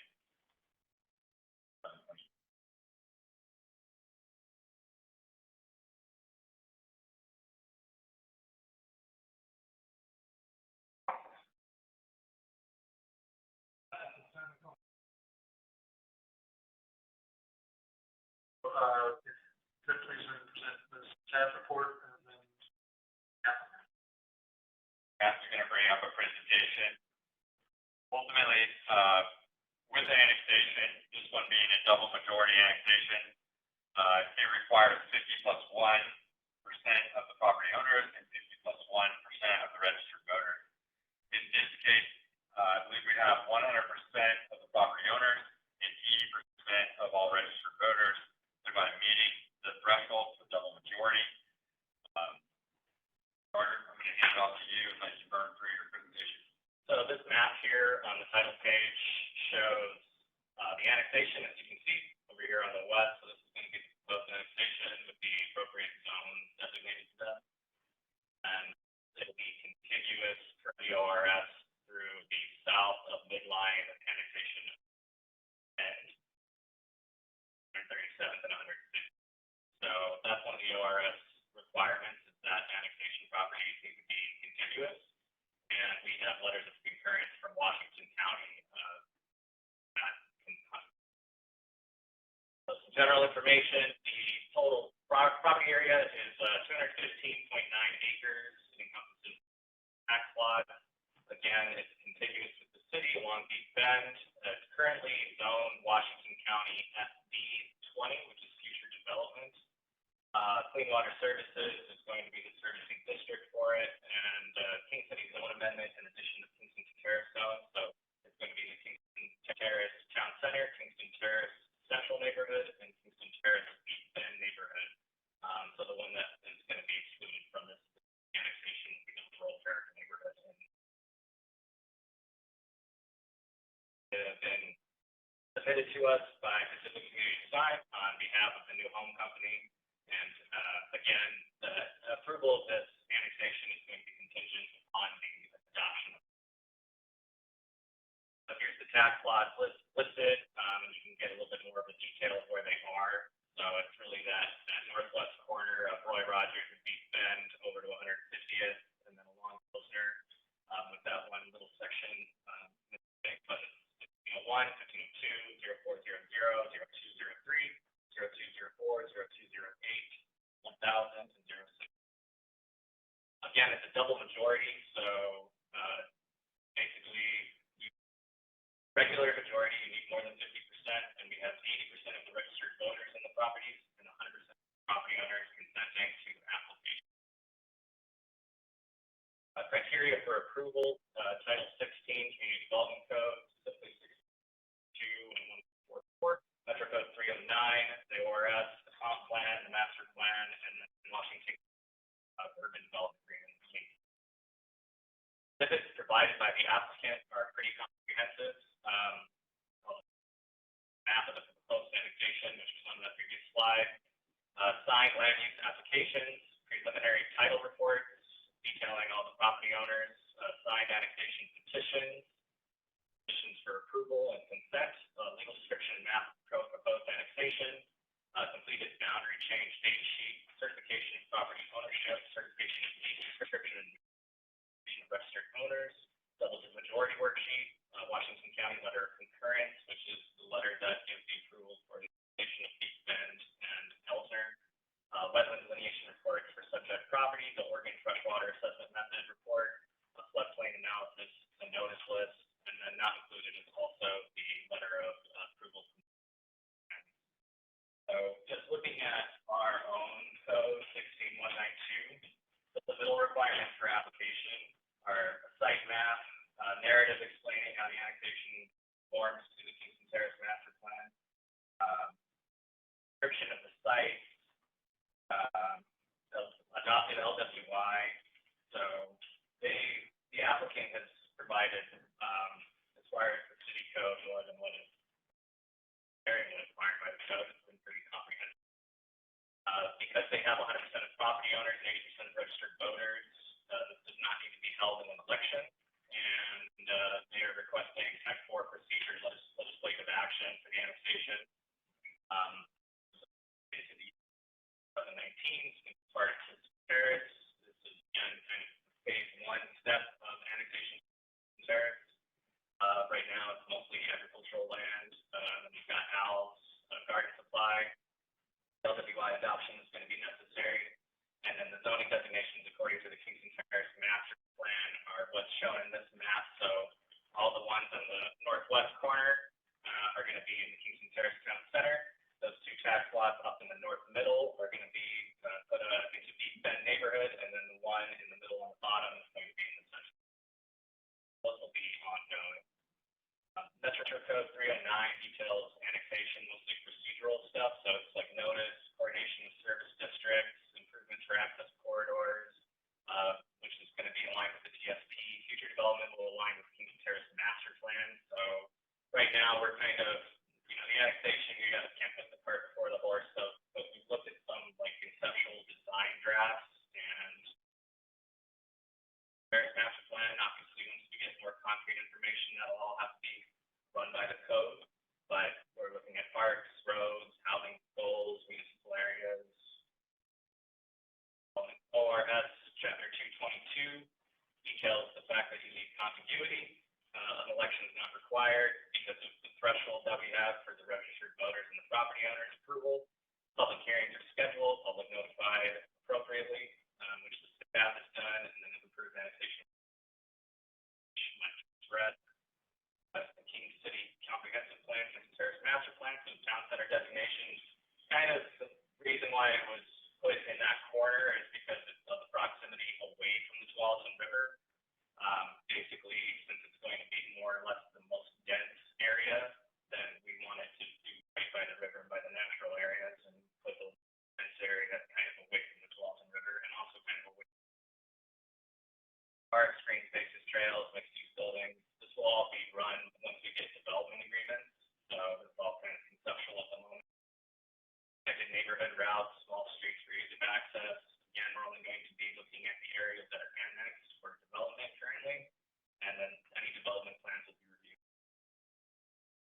Washington County gave us the letter of concurrence for the annexation of Elsner and East Bend, which was Exhibit K, and then all of the King City Urban Plan Area Agreement procedures have been followed. And then in conclusion, as far as the staff is concerned, we found compliance with Metro 309, ORS 222, the master plan, the Kingston Terrace master plan, plan, and our own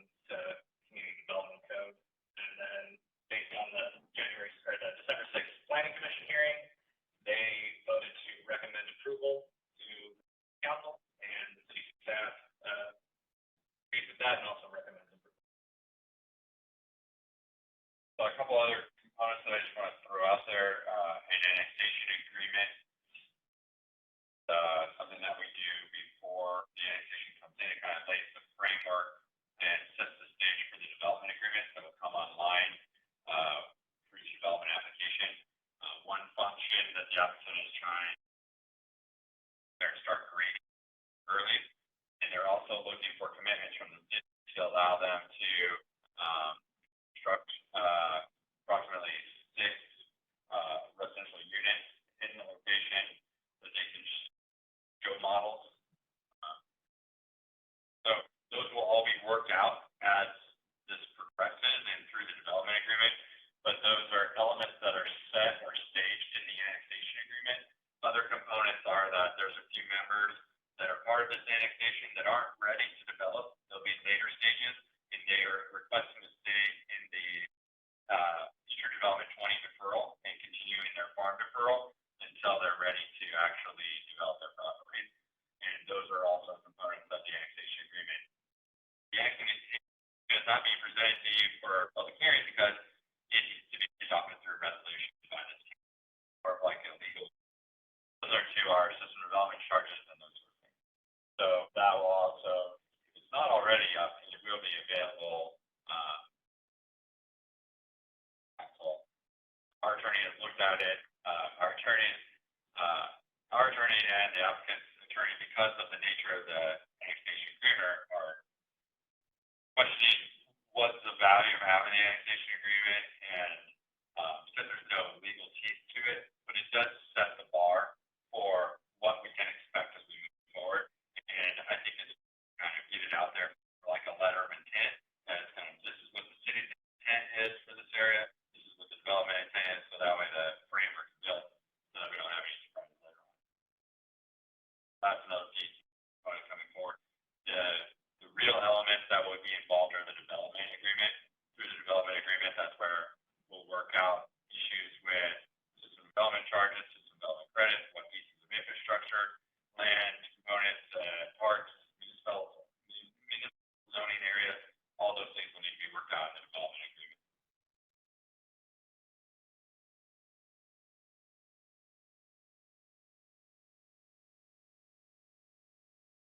Well, there were a couple questions at the planning commission that were brought up.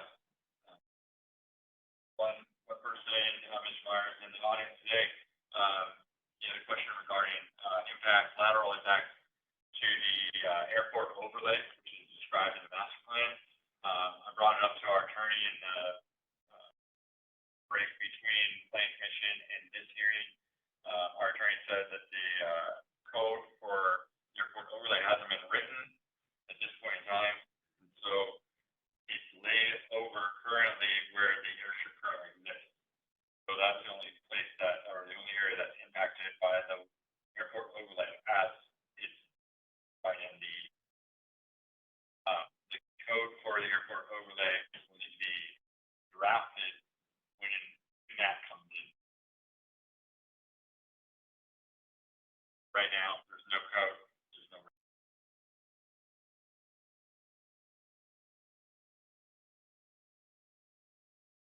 Other comments in the annexation piece, but most of them, and I think we were able to get most of them. That was the only.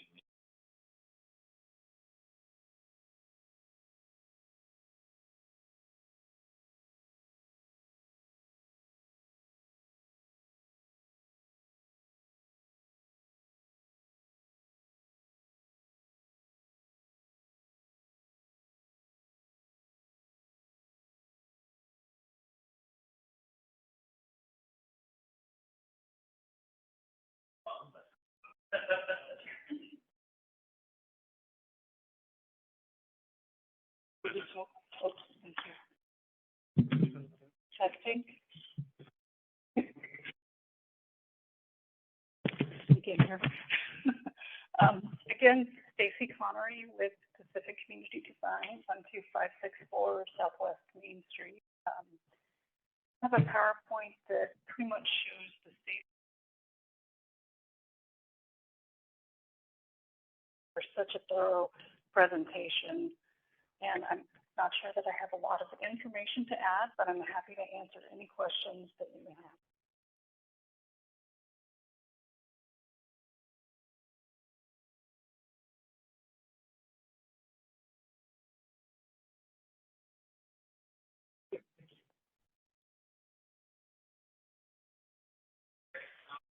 Does any member of the audience wish to speak in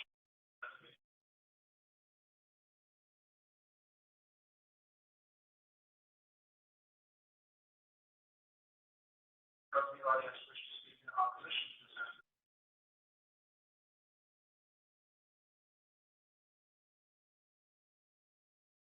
By a neutral comment.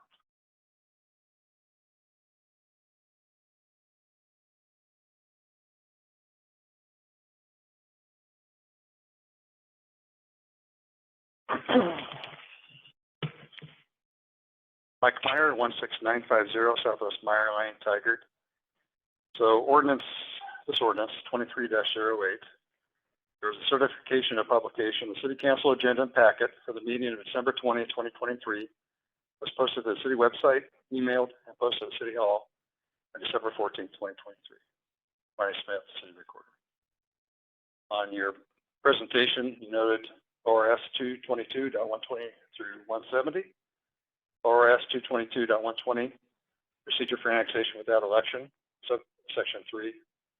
City legislative body shall cause notice of the hearing to be published once each week for 2 successive weeks prior to the day of the hearing in a newspaper of general circulation in the city, and shall cause notices of the hearing to be posted in 4 public places in the city for a like period. I don't think that happened. On the city website, I look for the hearing notice.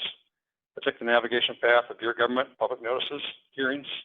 This seems like a reasonable approach and place to find the notices. The most recent notices found on the website are for hearings on October 4th and October 18th. There have been a couple of hearings to include this one, since 10/18, and a PC hearing on 12/6.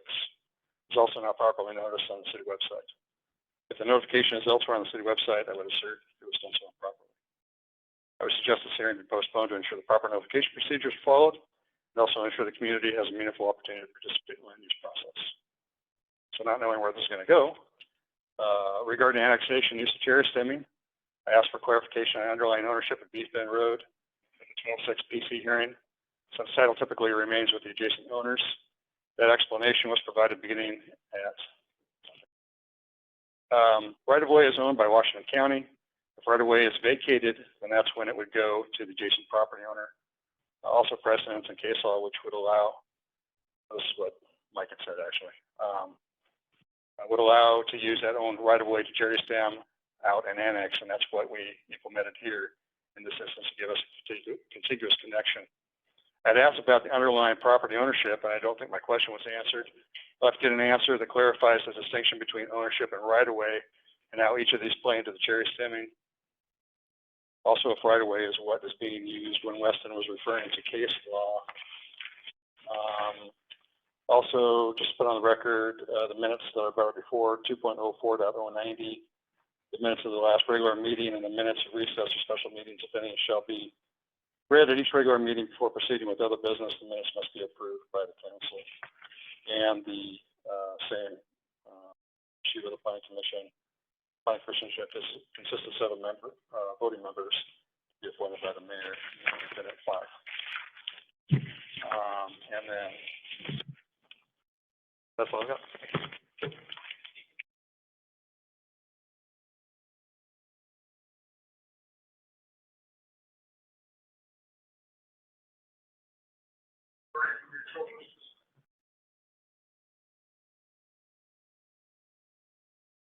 Other neutral comments? Hearing none,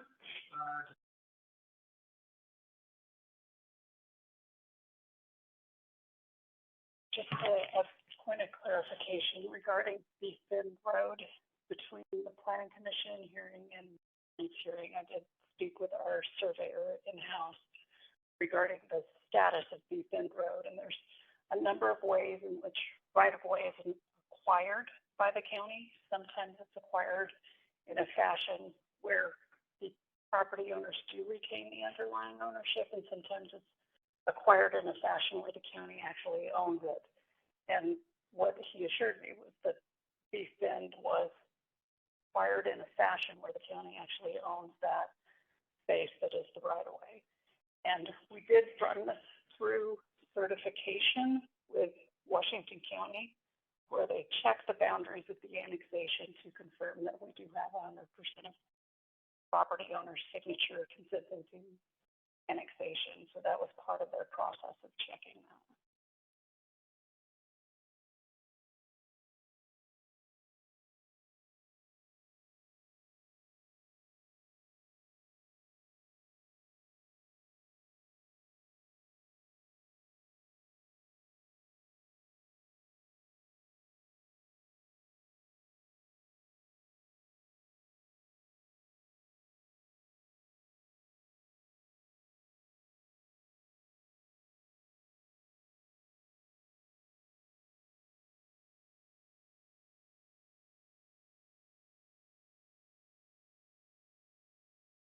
Understanding, but Washington County currently owns and operates. This is providing the right of way to King City. Own it. Property owners don't own it. Washington County still owns it.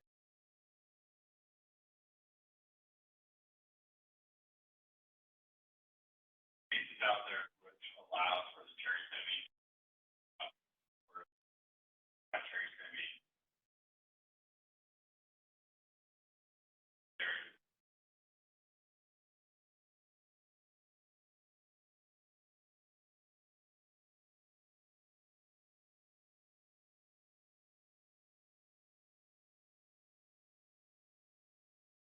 There's a number of pieces.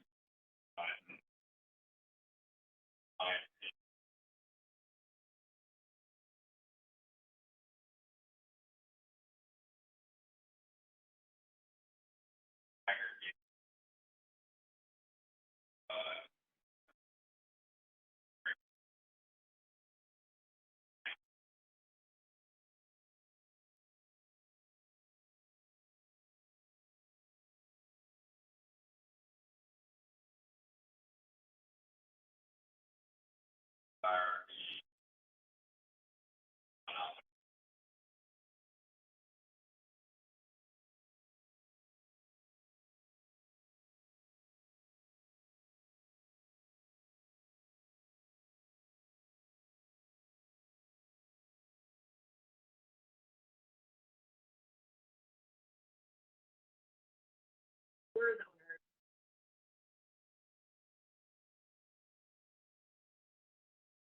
It was right away that was owned by a private.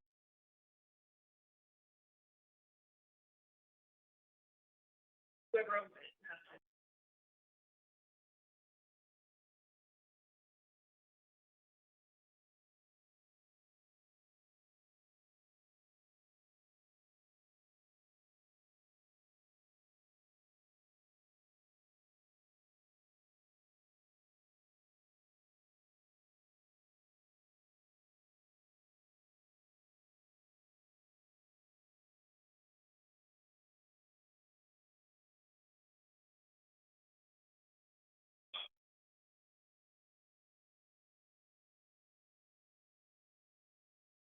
I've noticed on our website, it's still now.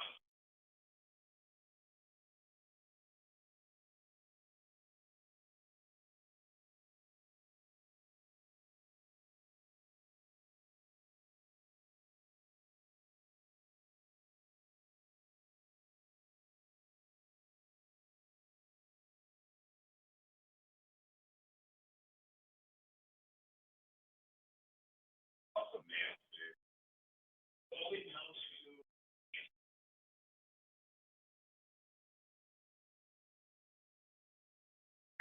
You're looking for a hearing, you're looking for hearing.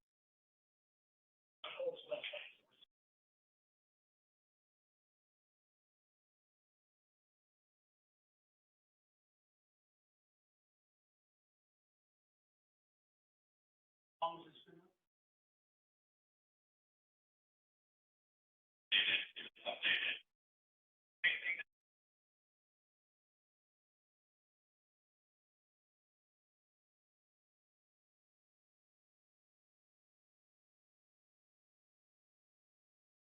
companies I'm interested in are the ORS.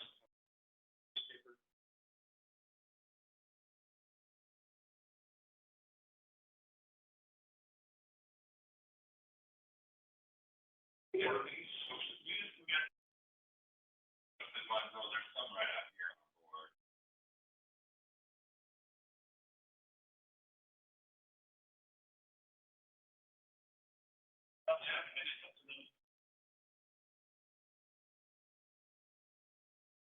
Not one on our board, that's private property. You're relying on private. If I go over to, Certification doesn't say anything about postings. Say anything. Tell you what it says.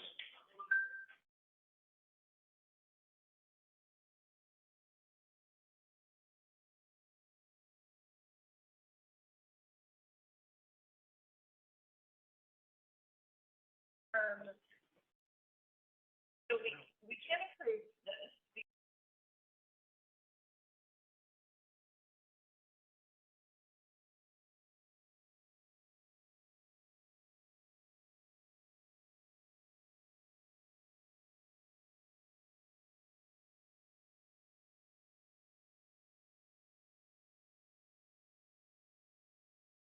And then continue. So I would like to move.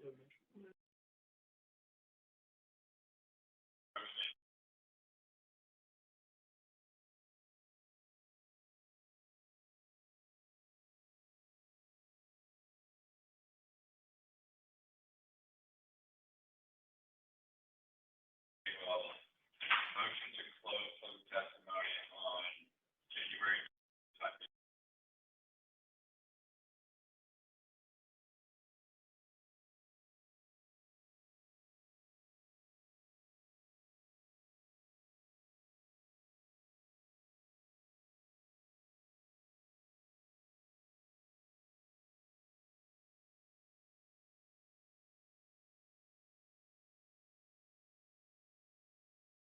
All those in favor of the motion to move?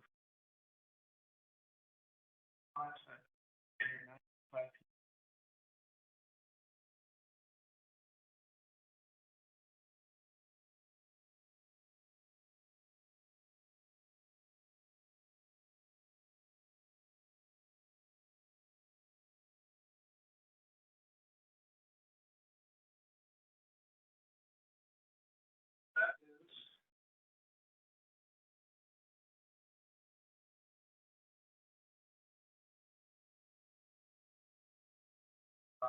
So I guess.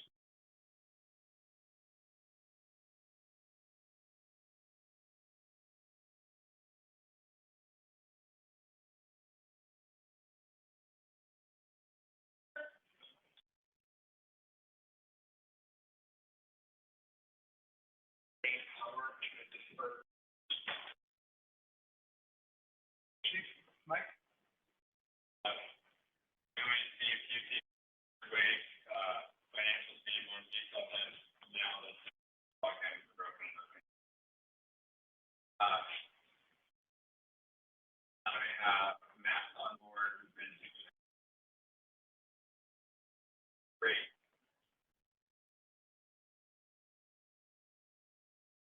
All these are clients now.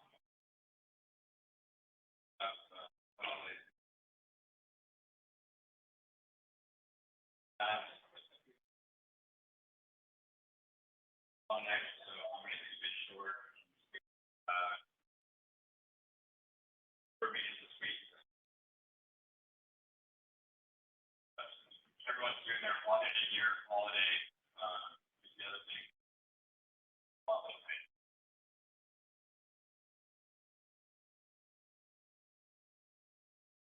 All right, friends. You have to make a public announcement, maybe those folks in the back who want to hear.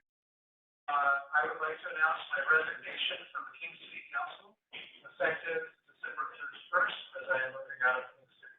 I would like to thank the city staff, my fellow councilors, and the people for allowing me this experience. Thank you.